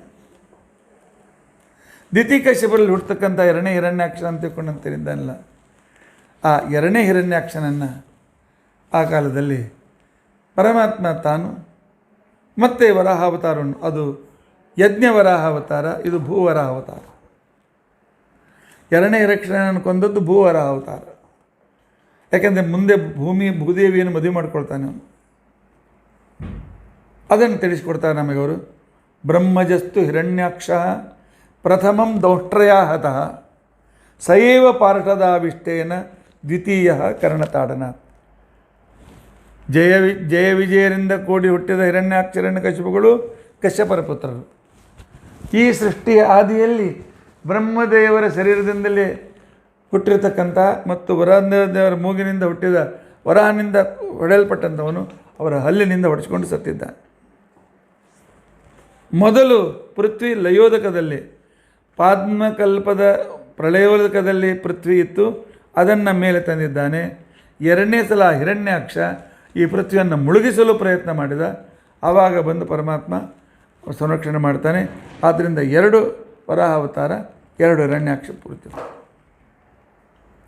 ಹೀಗೇಕೆ ಮತ್ತೆ ಪುನಃ ಹೇಳಬೇಕಾಗುವ ನಿನ್ನ ಮುಂದೆ ಹೇಳ್ತಾರೆ, ವ್ಯತ್ಯಾಸೇನಾಪಿ ಚೋಚ್ಯಂತೆ. ಹೌದು, 15 ಜನರ ಮೋಹನಾರ್ಥವಾಗಿ ಮನಸ್ಸು ಕೊಟ್ಟು ಪುರಾಣ ಕಡೆ ಲಕ್ಷ್ಯ ಕೊಡಿ ಅಂತ ತಿಳ್ಕೊಂಡಂತನ್ನು ತಿಳಿಸೋದಕ್ಕೋಸ್ಕರ ಮುಂದಿನ ಘಟನೆಯನ್ನು ಮೊದಲು ಹೇಳ್ತಾರೆ, ಮೊದಲಿನ ಘಟನೆಯನ್ನು ಕೆಲಸ ಹಿಂದೆ ಹೇಳ್ತಾರೆ. ದುಷ್ಟಾನಾಂ ಮೋಹನಾರ್ಥಾಯ ತತ್ರ ಕಥಾ ಹೇಳ್ತಾರೆ. ಇಲ್ಲ, ಸ್ವಲ್ಪ ಅಭ್ಯಾಸ ಮಾಡ್ತಕ್ಕಂಥವ್ರು ವಿಚಾರ ಮಾಡಲಿ ಅಂತ ತಿಳ್ಕೊಂಡಂತೇಳಿ ಆ ಕಾಲದಲ್ಲಿ ಅವರು ಅಂತಹ ವಿವಿಚ್ಛ ನೋಚ್ಯತೆ, ವಿಚಾರಕ್ಕೆ ಸ್ವಲ್ಪ ಹಚ್ಚಿ ತಾನೇ ಅದನ್ನು ಬಿಡಿಸಿ ಹೇಳೋದಿಲ್ಲ. ಬ್ರಹ್ಮದೇವರು ವಿಚಾರ ಮಾಡ್ತಾರೆ, ವೇದವ್ಯಾಸರು ತಪ್ಪು ಮಾಡ್ತಾರೆ ಅಂತ ತಿಳ್ಕೊಳ್ಬೇಡಿ. ಸರ್ವಜ್ಞ ಪರಮಾತ್ಮರು ನಮಗೋಸ್ಕರ ಆ ರೀತಿಯಾಗಿ ಘಟನೆಗಳನ್ನು ಹಿಂದೆ ಮುಂದೆ ಮಾಡಿ ಮನಸ್ಸು ನೋಡೋಣ ಅಂತ ಹೇಳಿ ಮಾಡಿದ್ದಾರೆ. ಇಂತಹ ಸಂದರ್ಭದಲ್ಲಿ ಆಗ ದೇವತೆಗಳೆಲ್ಲರೂ ಆ ವರಾಹದೇವರನ್ನು ಸ್ತೋತ್ರ ಮಾಡಲಿಕ್ಕೆ ಪ್ರಾರಂಭ ಮಾಡಿದ್ದಾರೆ. ಜಿತಂ ಜಿತಂತೆ ಅಜಿತ ಯಜ್ಞ ಭಾವನ ತ್ರಯೀತನುಸ್ತ್ವಾಂ ಪರಿಧುನ್ವಸೇ ನಮಃ ಯಲ್ಲೋಕಗರ್ತೇಷು ನಿಲಿಲ್ಯುರಬ್ಧಯ ತಸ್ಮೈ ನಮೋ ಕಾರಣ ಸೂಕರಾಯ. ಪರಮಾತ್ಮ ಸಂಪೂರ್ಣ ಜಗದ್ವಿಜೇತ ನೀನೆ, ವೇದ ಸ್ವರೂಪ ನೀನೆ. ಏಕೆ ವೇದಗಳನ್ನು ಪ್ರಳಯ ಕಾಲದಲ್ಲಿ ನಿನ್ನ ಮಸ್ತಿಷ್ಕದಲ್ಲಿಟ್ಟುಕೊಂಡು ಮತ್ತೆ ಪುನಃ ಆರಂಭದಲ್ಲಿ ನೀನು ಹಯಗ್ರೀವ ರೂಪದಿಂದ ಜಗತ್ತಿಗೆ ಕೊಡ್ತೀಯಲ್ಲ, ಆ ವೇದಗಳೆಲ್ಲವೂ ನಿನ್ನನ್ನೇ ವರ್ಣನೆ ಮಾಡ್ತೇವೆ. ಆದ್ದರಿಂದ ವೇದಸ್ವರೂಪ ಶರೀರ ಇರತಕ್ಕಂಥ ನೀನು, ನಿನ್ನ ರೋಮಕೂಪದಲ್ಲೇ ಸಮುದ್ರ ತುಂಬಿಕೊಂಡಿದೆ. ಯಾಕಂದರೆ ನೀನು ಯಾವಾಗ ವರಾಹಗಳು ಯಜ್ಞವರಾಹಗಳು ಏನು ಮಾಡ್ತವೆ ಅಂತಂದರೆ, ಕಾಡಹಂದಿಗಳು ನೀರಿನಲ್ಲಿ ಮುಳುಗಿ ಹೀಗೆ ಮೈ ಜಾಡಿಸಿದರೆ ನೀರೆಲ್ಲ ಕಡೆ ಸಿಡಿತದೆ. ಈ ಪರಮಾತ್ಮ ನೀರು ಸಿಡಿಸಿದ್ರೆ ಸಮುದ್ರದಷ್ಟು ನೀರು ಜಗತ್ತಿನೆಲ್ಲ ಕಡೆ ಸಿಡಿತಾ ಇದೆ. ಆದ್ದರಿಂದಾಗಿ ಇಂಥ ಒಂದು ವಿಶಿಷ್ಟನಾಗಿರ್ತಕ್ಕಂಥ ವ್ಯಕ್ತಿತ್ವ ಇರತಕ್ಕಂಥ ಪರಮಾತ್ಮ ನಿಮಗೆ ನಮಸ್ಕಾರ ಅಂತ ತಿಳ್ಕೊಂಡಂತ ಪ್ರಶ್ನೆ ಬರ್ತದೆ. ದೇವರ ಅವತಾರ ತೆಗೆದುಕೊಂಡ,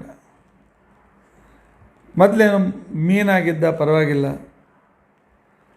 ಆನಂತರ ಆಮೆಯಾದ ಅದು ಪರವಾಗಿಲ್ಲ, ಹಂದಿ ರೂಪ ಯಾಕೆ ತೆಗೆದುಕೊಂಡ ದೇವರು? ಯಾಕೆ ದೇವರಿಗೆ ಬೇರೆ ಯಾವ ಸೇರಿಸಿ ಆಕಳ ರೂಪ ತೊಗೋಬೋದಾಗಿತ್ತಲ್ಲ, ಹಸುವಿನ ರೂಪ ತೆಗೆದುಕೊಳ್ಬೇಕಾಗಿತ್ತು.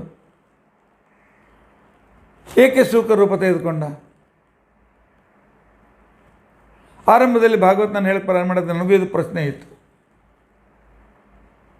ಹಾಗೆ ಒಬ್ಬರನ್ನು ಪರಿಚಯದ್ರ ದೇಶಪಾಂಡೆ ಅಂತ ತಿಳ್ಕೊಂಡು ಅಂತೇಳಿ ವೆಟರ್ನರಿ ಯೂನಿವರ್ಸಿಟಿಗೆ ಡೀನ್ ಇದ್ದರು. ಅವ್ರಿಗೆ ನಾನು ಹೇಳಿದೆ, ಪ್ರಾಣಿಗಳ ಸ್ವಭಾವಕ್ಕೆ ಏನಾದ್ರು ಸಂಬಂಧಿಸಿದ ಪುಸ್ತಕ ಇದ್ದರೆ ಕೊಡ್ರಿ ಅಂತ. ಅವ್ರು ಬಹಳ ಒಳ್ಳೆಯ ಪುಸ್ತಕ ತಂದು ಕೊಟ್ಟಿದ್ರು ನನಗೆ, ಬಿಹೇವಿಯರ್ ಆಫ್ ವೈಲ್ಡ್ ಎನಿಮಲ್ಸ್ ಅಂತ ಕೊಂಡು.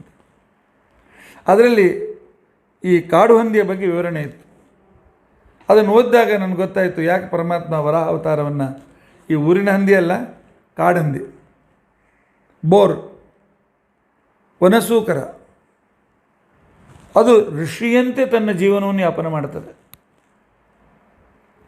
ಆ ಹಂದಿಯ ವೈಶಿಷ್ಟ್ಯ ಏನು ಗೊತ್ತೇ, ಅದು ಸ್ನಾನ ಮಾಡಲಾರ್ದೆ ಆಹಾರ ತೆಗೆದುಕೊಳ್ಳೋದಿಲ್ಲ. ಈಗಿನ ಕಾಲಕ್ಕೆ ಮನುಷ್ಯರು ಬೆಟ್ಟಿ ಅಂತ ತಿಳ್ಕೊಂಡು ಸ್ನಾನಕ್ಕಿಂತ ಮೊದಲೇ ಟೀ ಕಾಫಿ ಟಿಫಿನ್ ಎಲ್ಲ ಮಾಡ್ತಿರ್ತಾರೆ. ಸ್ನಾನಕ್ಕಿಂತ ಮೊದಲೇ ಅದು ಸ್ನಾನ ಮಾಡಲಾರ್ದೆ ಆಹಾರ ತೆಗೆದುಕೊಳ್ಳೋದಿಲ್ಲ. ಅಷ್ಟೇ ಅಲ್ಲ, ಅದು ದಿನಕ್ಕೆ ಒಂದೇ ಸಲ ಆಹಾರವನ್ನು ತೆಗೆದುಕೊಳ್ಳೋದು, 24 ಅವರ್ಸ್ನಲ್ಲಿ ಏಕಭುಕ್ತ. ನರಿ ಹಾಗೆ ಯಾರು ಸಿಕ್ಕಾಗೆಲ್ಲ ತಿನ್ಕೋತ ನರಿ ತೊಳೆದಾಗ ಸಿಕ್ಕಾಗ್ತಕ್ಕಂಥದ್ದಲ್ಲ ಅದು. ಅಷ್ಟೇ ಅಲ್ಲ, ಅದು ಋಷಿ ಜೀವನ. ಇದು ಹಿಂಸ್ರ ಪಶು, ಕಾಡಿನ ಪಶು. ಆದರೆ ಅದರ ಆಹಾರ ಹಲ್ಲಿನಿಂದ ನೆಲಾಗಿದ್ದು ಕಂದಗಳು, ಮೂಲಗಳು, ಗೆಣಸು, ಗಡ್ಡೆ ಗೆಣಸುಗಳನ್ನು ತೆಗೆದು ತಿಂತದೆ, ಇಲ್ಲ ಕಬ್ಬು ತಿಂತದೆ. ಆದ್ದರಿಂದಲೇ ಕಾಡು ಹಂದಿ ಬೇಟೆಯಾಡ್ತಕ್ಕಂಥವ್ರು ಗಿಡದ ಮೇಲೆ, ನದಿ ಸರೋವರ ಕಾಡಿನಲ್ಲಿ ಗಿಡದ ಮೇಲೆ ಕೊಡ್ತಾರೆ. ಯಾಕೆಂದರೆ ಅದಕ್ಕೆ ಹಸಿವೆ ಆಯಿತು ಅಂದರೆ ಸ್ನಾನ ಮಾಡಲಿಕ್ಕೆ ಬರ್ತಾರೆ, ಆವಾಗ ಅದನ್ನು ಹೊಡೆದ್ರಾಯ್ತು ಅಂತ ತಿಳ್ಕೊಂಡು. ಅಷ್ಟು ಪವಿತ್ರವಾಗಿರ್ತಕ್ಕಂಥ ಪ್ರಾಣಿ ಇದು. ಇಂಥ ಪರಮಾತ್ಮನನ್ನು ದೇವತೆಗಳು ಸ್ತೋತ್ರ ಮಾಡಲಿಕ್ಕೆ ಪ್ರಾರಂಭ ಮಾಡಿದ್ದಾರೆ. ಒಂದು 10 ನಿಮಿಷದಲ್ಲಿ ಬಹಳ ಅದ್ಭುತವಾದ ಸ್ತೋತ್ರ ಇದೆ. ಆ ಸ್ತೋತ್ರವನ್ನು ನಾವು ತಿಳಿದುಕೊಳ್ಳಲಿಕ್ಕೆ ಪ್ರಯತ್ನಿಸೋಣ.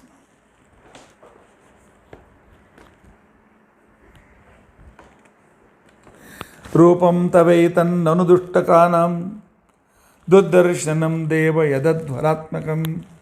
ಪರಮಾತ್ಮ ಯಜ್ಞಕ್ಕೆ ಬೇಕಾದ ಎಲ್ಲ ಪವಿತ್ರ ವಸ್ತುಗಳನ್ನು ಕೊಡುವುದಕ್ಕೋಸ್ಕರ ತೆಗೆದುಕೊಂಡಿದ್ದರಿಂದಾಗಿ ಭಗವಂತ ನಿನ್ನ ಹೆಸರು ಯಜ್ಞವರಾಹ ಅಂತ ತಿಳ್ಕೊಂಡಂತ ನಿನ್ನ ಹೆಸರಿದೆ. ನಿನ್ನ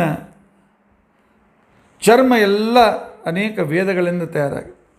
ನಿನ್ನ ಚರ್ಮ ಅಂತಂದರೆ 4 ವೇದಗಳು. ಆನಂತರ ನಿನ್ನ ರೋಮದಿಂದ ಯಜ್ಞಕ್ಕೆ ಬೇಕಾದ ತುಪ್ಪ ಹುಟ್ಟಿದೆ. ಅಷ್ಟೇ ಅಲ್ಲ, ಪರಮಾತ್ಮ ನಿನ್ನ 4 ಪಾದಗಳಿಂದ ಯಜ್ಞಕ್ಕೆ ಬೇಕಾದ ಎಲ್ಲ ಸಾಧನಗಳು ಪ್ರಾಪ್ತವಾಗಿವೆ. ಎಲೆ ಯಜ್ಞವರಾಹ, ನಿನ್ನ ಮುಖದಿಂದ ಸೃವ ಅಂತ ತಿಳ್ಕೊಂಡಂತ ಹೇಳಿ ಆಹುತಿ ಹಾಕ್ತಕ್ಕಂಥ ಸೃವ, ಪೂರ್ಣಾಹುತಿ ಹಾಕ್ತಕ್ಕಂಥ ಸೃಕ್ ಅಥವಾ ಶಿಷ್ಟಕೃ ಧೂಮಕ್ಕೆ ಬೇಕಾಗಿರ್ತಕ್ಕಂಥ ಸೃಕ್, ಇವೆಲ್ಲವೂ ನಿನ್ನ ಮುಖದಿಂದ ಹುಟ್ಟಿವೆ. ಪರಮಾತ್ಮ ನಿನ್ನ ಹೊಟ್ಟೆಯಿಂದ ಪ್ರೋಕ್ಷಣಿ ಪಾತ್ರ, ಚರುಸ್ಥಾಲಿ, ಇವೆಲ್ಲವೂ ನಿನ್ನ ಹೊಟ್ಟೆಯಿಂದ ಹುಟ್ಟಿವೆ. ಆನಂತರ ನಿನ್ನ ಮುಖದಿಂದ ಪ್ರಣೀತ ಇತ್ಯಾದಿಗಳು ಬೇಕಾಗಿರ್ತಕ್ಕಂಥ 12 ಸೋಮಪಾತ್ರಗಳು ನಿನ್ನ ಮುಖದಿಂದ ಹುಟ್ಟಿವೆ. ನಿನ್ನ ಆನಂತರ ನಿನ್ನ ಹಲ್ಲುಗಳಿಂದ ಎಚ್ಚರ್ವಣಂತೆ ಭವನಗ್ನಿಹೋತ್ರಂ, ನಿನ್ನ ಹಲ್ಲುಗಳಿಂದ ಅಗ್ನಿಹೋತ್ರ ಅಂತ ತಿಳ್ಕೊಂಡಂತೇಳಿ ನಿತ್ಯದಲ್ಲಿ ಮಾಡುವ ಒಂದು ಯಜ್ಞದ ಕ್ರಮ ನಿನ್ನ ಮುಖದಿಂದ ಹೊರಟಿದೆ. ಪರಮಾತ್ಮ ನಿನ್ನ ಹಲ್ಲುಗಳಿಂದ ಹೊರಟಿದೆ. ಪರಮಾತ್ಮ ನಿನ್ನ ಹಿಂಭಾಗದಲ್ಲಿ ಯಜ್ಞದ ದೀಕ್ಷಾ ಅಂತಕ್ಕಂಥ ಒಂದು ಅಧಿಕಾರ ಇದೆ, ಅವುಗಳು ಹುಟ್ಟಿದವು. ನಿನ್ನ ಕುತ್ತಿಗೆಯಿಂದ ಉಪಸದ ಅಂತಕೊಂಡಂಥ ಯಾಗಗಳು ಹುಟ್ಟಿದವು. ಹಲ್ಲುಗಳಿಂದ ಪ್ರಾಯಣೀಯ ಮತ್ತು ಉದಯನೀಯ ಅಂತ ತಿಳ್ಕೊಂಡಂತೇಳಿ ಅಂತಕ್ಕಂಥ ಯಜ್ಞಗಳು ಹುಟ್ಟಿಗಳು. ನಾಲಿಗೆಯಿಂದ ಪ್ರವರ್ಗ್ಯ ಮತ್ತು ಇಷ್ಟಿ ಅಂತ ತಿಳ್ಕೊಂಡಂತ ಅನ್ನೋದು ಹುಟ್ಟಿದವು. ಇವೆಲ್ಲ ಸೋಮಯಾಗದಲ್ಲಿರ್ತಕ್ಕಂಥ ವಿಭಾಗಗಳು. ಆನಂತರ ನಿನ್ನ ತಲೆಯಿಂದ ಸಂಕಲ್ಪ, ಪ್ರಾಣಗಳಿಂದ ಸಭ್ಯ ಮತ್ತು ಆವಸತ್ಯ ಅಂತಿಕೊಂಡಂತಕ್ಕಂಥ ಅಗ್ನಿಯ ಜ್ವಾಲೆಗಳು ಹುಟ್ಟಿವೆ. ನಿನ್ನ ರೇತಸ್ಸಿನಿಂದ ಸೋಮ ಮತ್ತು ಸೋಮದ ಬಳ್ಳಿ ಹುಟ್ಟಿದೆ. ಸೋಮರಸಕ್ಕೆ ಬೇಕಾಗಿರ್ತಕ್ಕಂಥ ಬಳ್ಳಿ ಹುಟ್ಟಿದೆ. ನೀನು ಒಂದೇ ಕಡೆಗೆ ನಿಲ್ಲೋದ್ರಿಂದ ಪ್ರಾತಃಸವನ, ಮಧ್ಯಾಹ್ನ ಸವನ, ಬೆಳಗ್ಗೆ ಮಧ್ಯಾಹ್ನ ಸಾಯಂಕಾಲ ಮಾಡ್ತಕ್ಕಂಥ ಹೋಮಗಳು ಹುಟ್ಟಿದವು. ಅಗ್ನಿಷ್ಟೋಮ, ಅತ್ಯಗ್ನಿಷ್ಟೋಮ, ಉಕ್ತ, ಷೋಡಶಿ, ವಾಜಪೇಯ, ಅತಿರಾತ್ರ, ಆಪ್ತೋರಿಯಾಮ ಅಂತೇಳಿ 8 ಯಜ್ಞದ ಸಂಸ್ಥಾನಗಳು.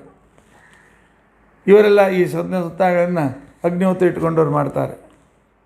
ಇವೆಲ್ಲ ನಿನ್ನ ಶರೀರದಿಂದ ಹುಟ್ಟಿವೆ. ನಿನ್ನ ಅನ್ನದ ರಸದಿಂದ, ನಿನ್ನ ರಕ್ತದಿಂದ ಹೋಮಕ್ಕೆ ಬೇಕಾದ ಅನ್ನದ ರಸ ಹುಟ್ಟಿದೆ. ನಿನ್ನ ಮಾಂಸ, ಮೇದು, ಅಸ್ಥಿಗಳಿಂದ, ಇವುಗಳಿಂದ 7 ಮುಖ್ಯವಾದ ಪಾತ್ರಗಳು ಹುಟ್ಟಿವೆ ಅಂತ ತಿಳ್ಕೊಂಡಂಥದ್ದು.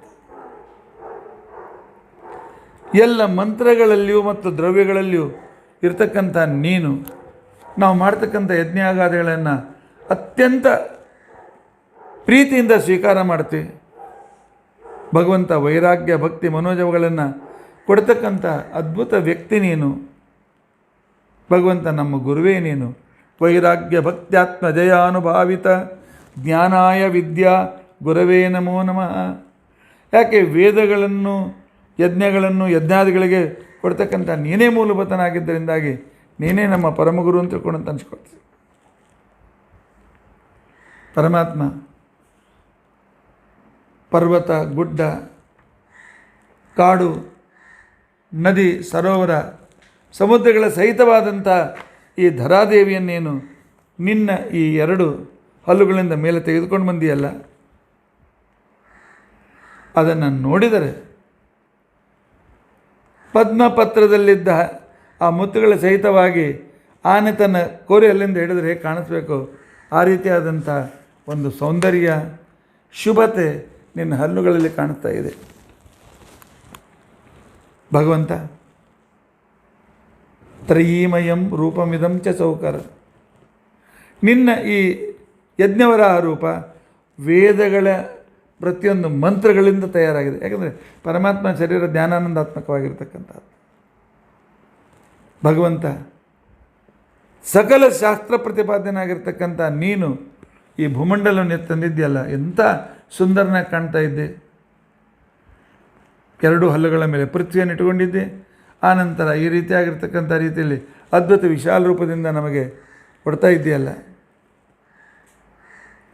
ಯಾಜ್ಞಿಕರು ಯಜ್ಞ ಮಾಡುವಾಗ ಯಜ್ಞ ಪಾತ್ರೆಯಲ್ಲಿ ವರಾಹದೇವರನ್ನು ಸ್ಮರಣೆ ಮಾಡಿ, ಅಲ್ಲಿ ಯಜ್ಞ ಪಾತ್ರದಲ್ಲಿ ಅಲ್ಲಿ ಧರಾದೇವಿಯನ್ನು, ಭೂದೇವಿಯನ್ನು ಸ್ಮರಣೆ ಮಾಡಿ, ಅಲ್ಲಿರ್ತಕ್ಕಂಥ ಪದಾರ್ಥದಲ್ಲಿ ನಿನ್ನ ವೀರ್ಯವನ್ನು ಸ್ಮರಣೆ ಮಾಡಿ, ಆನಂತರ ಮೇಲಿನ ಪಾತ್ರೆಯಿಂದ ಮಥನವನ್ನು ಮಾಡಿ ಅಗ್ನಿಯನ್ನು ಹುಟ್ಟಿಸ್ತಾರೆ. ಆದ್ದರಿಂದ ಅಗ್ನಿ ನಿಮ್ಮಿಬ್ಬರ ಪುತ್ರ. ಆದ್ದರಿಂದಾಗಿ ಭಗವಂತ ನಿನ್ನ ವಿಶೇಷವಾಗಿರ್ತಕ್ಕಂಥ ಅನುಗ್ರಹ ನಮ್ಮ ಮೇಲೆ ಮಾಡುವಂತೆ ಮಾಡು. ನಮಗೆ ತಾಯಿಯಾದ, ಜಗನ್ಮಾತೆಯಾದ, ನಿನ್ನ ಹೆಂಡತಿಯಾದ ಈ ಧರಾದೇವಿ ಅನುಗ್ರಹ ನಮ್ಮ ಮೇಲೆ ಆಗುವಂತೆ ಮಾಡು. ಕಂ ಶ್ರದ್ಧದೀತ ತಾನ್ಯತಸ್ತಮತ್ ಪ್ರಭೋ ರಸಾಂಗತಾಯಾಭೋ ಉದ್ವಿವರಣಂ. ಪರಮಾತ್ಮ ಇಂಥ ರಸಾತಲಕ್ಕಲ್ಲಿ ಸೇರಿದ, ಅಂದರೆ ತನ್ನ ಕಕ್ಷೆಯನ್ನು ಬಿಟ್ಟು ಬೇರೆ ಹೊರಗೆ ಬಂದಿರತಕ್ಕಂಥ ಈ ಪೃಥ್ವಿಯನ್ನು ಸರಿಯಾಗಿ ಎತ್ತಿ ಮತ್ತು ಅದರ ಸ್ಥಳದಲ್ಲಿ ಇಡತಕ್ಕಂಥ ವ್ಯಕ್ತಿ ನಿನ್ನನ್ನು ಬಿಟ್ಟು ಯಾರು ಮಾಡಲಿಕ್ಕೆ ಸಾಧ್ಯತೆ ಇದೆ? ಸರ್ವಸಮರ್ಥನಾಗಿರ್ತಕ್ಕಂಥವನು ನೀನೇ. ನಿನ್ನ ಇಚ್ಛೆಯಿಂದಲೇ ಸೃಷ್ಟಿಯಾದಿ ಸಕಲ ವ್ಯಾಪಾರಗಳು ನಡೀತದೆ. ಇದರಲ್ಲಿ ಏನೂ ಆಶ್ಚರ್ಯವಿಲ್ಲ. ಭಗವಂತ ನೀನು ಯಾವಾಗ ಈ ನಿನ್ನ ಶರೀರವನ್ನು ಜಾಡಿಸ್ತೀಯಲ್ಲ, ಆ ಕಾಲದಲ್ಲಿ ಜನೋಲೋಕ, ತಪೋಲೋಕ, ಸತ್ಯಲೋಕದಲ್ಲಿರತಕ್ಕಂಥ ಎಲ್ಲ ದೇವತೆಗಳು ಗಾಬರಿಯಾಗಿ, ಅಷ್ಟೇ ಅಲ್ಲ, ನೀನೇ ನೀರು ಸಿಂಪಡಿಸ್ತೀಯಲ್ಲ, ಸತ್ಯಲೋಕದವರಿಗೆ ಹೋಗಿ ಆ ಎಲ್ಲ ಲೋಕಗಳನ್ನು ಯಜ್ಞವರ ಅದನ್ನು ಪವಿತ್ರ ಮಾಡ್ತಾ ಇದೆ. ನೀನು ಮಾಡ್ತಕ್ಕಂಥ ವಿಚಿತ್ರ ಲೀಲೆಗಳು ಮೂಗಿನಿಂದ ಹೇಗೆ ಬಂದು ಗೊತ್ತಿಲ್ಲ, ಯಾವ ನಿಮಿತ್ತ ಮಾಡಿಕೊಂಡು ಬಂದು ಗೊತ್ತಿಲ್ಲ. ನಿನ್ನ ಸೃಷ್ಟಿಯ ವೈಚಿತ್ರ್ಯ, ನಿನ್ನ ಅವತಾರದ ವೈಚಿತ್ರ್ಯ, ನಿನ್ನ ಮಹಿಮೆಯ ವೈಚಿತ್ರ್ಯ ನಾವು ಯಾರಾದರೂ ತಿಳಿದುಕೊಂಡಿದ್ದೇವೆ ಅಂತಂದರೆ ಮೂರ್ಖರವರು. ತಿಳಿದುಕೊಳ್ಳಿಕ್ಕೆ ಆಗೋದಿಲ್ಲ.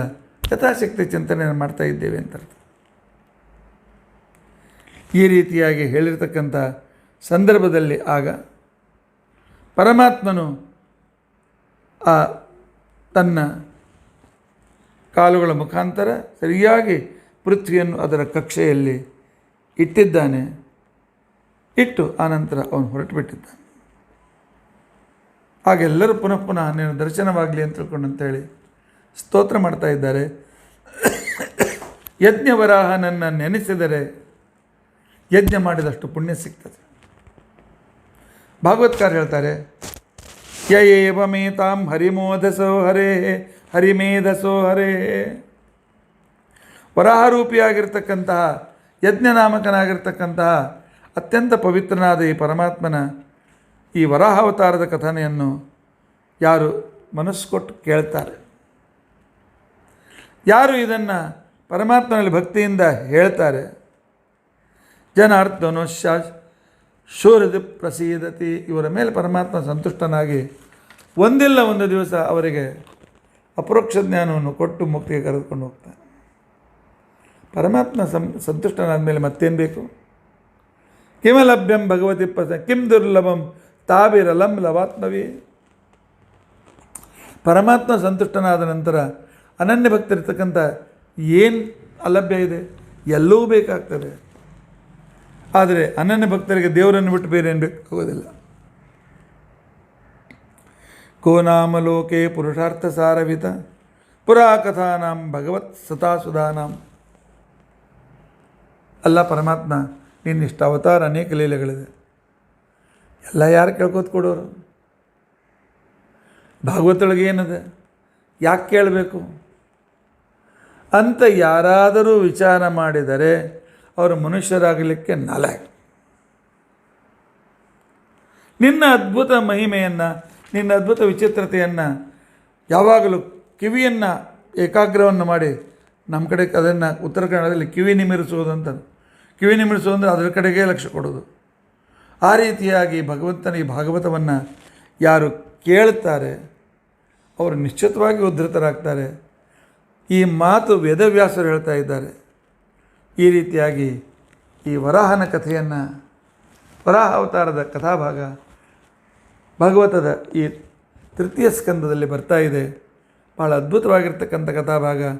ಯಾಕಂದರೆ ಈ ವರಾಹ ಅವತಾರದಿಂದಲೇ ಸಂಪೂರ್ಣ ಜಗತ್ತಿನಲ್ಲಿ ಸಂಪೂರ್ಣ ಎಲ್ಲ ರೀತಿಯಾಗಿರ್ತಕ್ಕಂಥ ಆಶ್ರಯಾದಿಗಳು ಸಿಕ್ಕು ಮನುಷ್ಯ ಉದ್ಧತನಾಗ್ತಾನೆ, ಪರಮಾತ್ಮನಲ್ಲಿ ನಿಶ್ಚಿತವಾದ ಭಕ್ತಿ ಉಂಟಾಗ್ತದೆ ಅಂತ ತಿಳ್ಕೊಂಡು ಅಂತೇಳಿ ಆಗ ಈ ಪ್ರಕರಣವನ್ನು ಮೈತ್ರೇಯರು ಮುಗಿಸಿ ಆನಂತರ ಕೇಳ್ತಾರೆ, ಮತ್ತೇನು ಬೇಕು, ಇನ್ನೊಂದು ಮತ್ತೇನು ವಿಷಯ ಬೇಕು ಕೇಳು ಅಂತ ತಿಳ್ಕೊಂಡು ಅಂತೇಳಿ.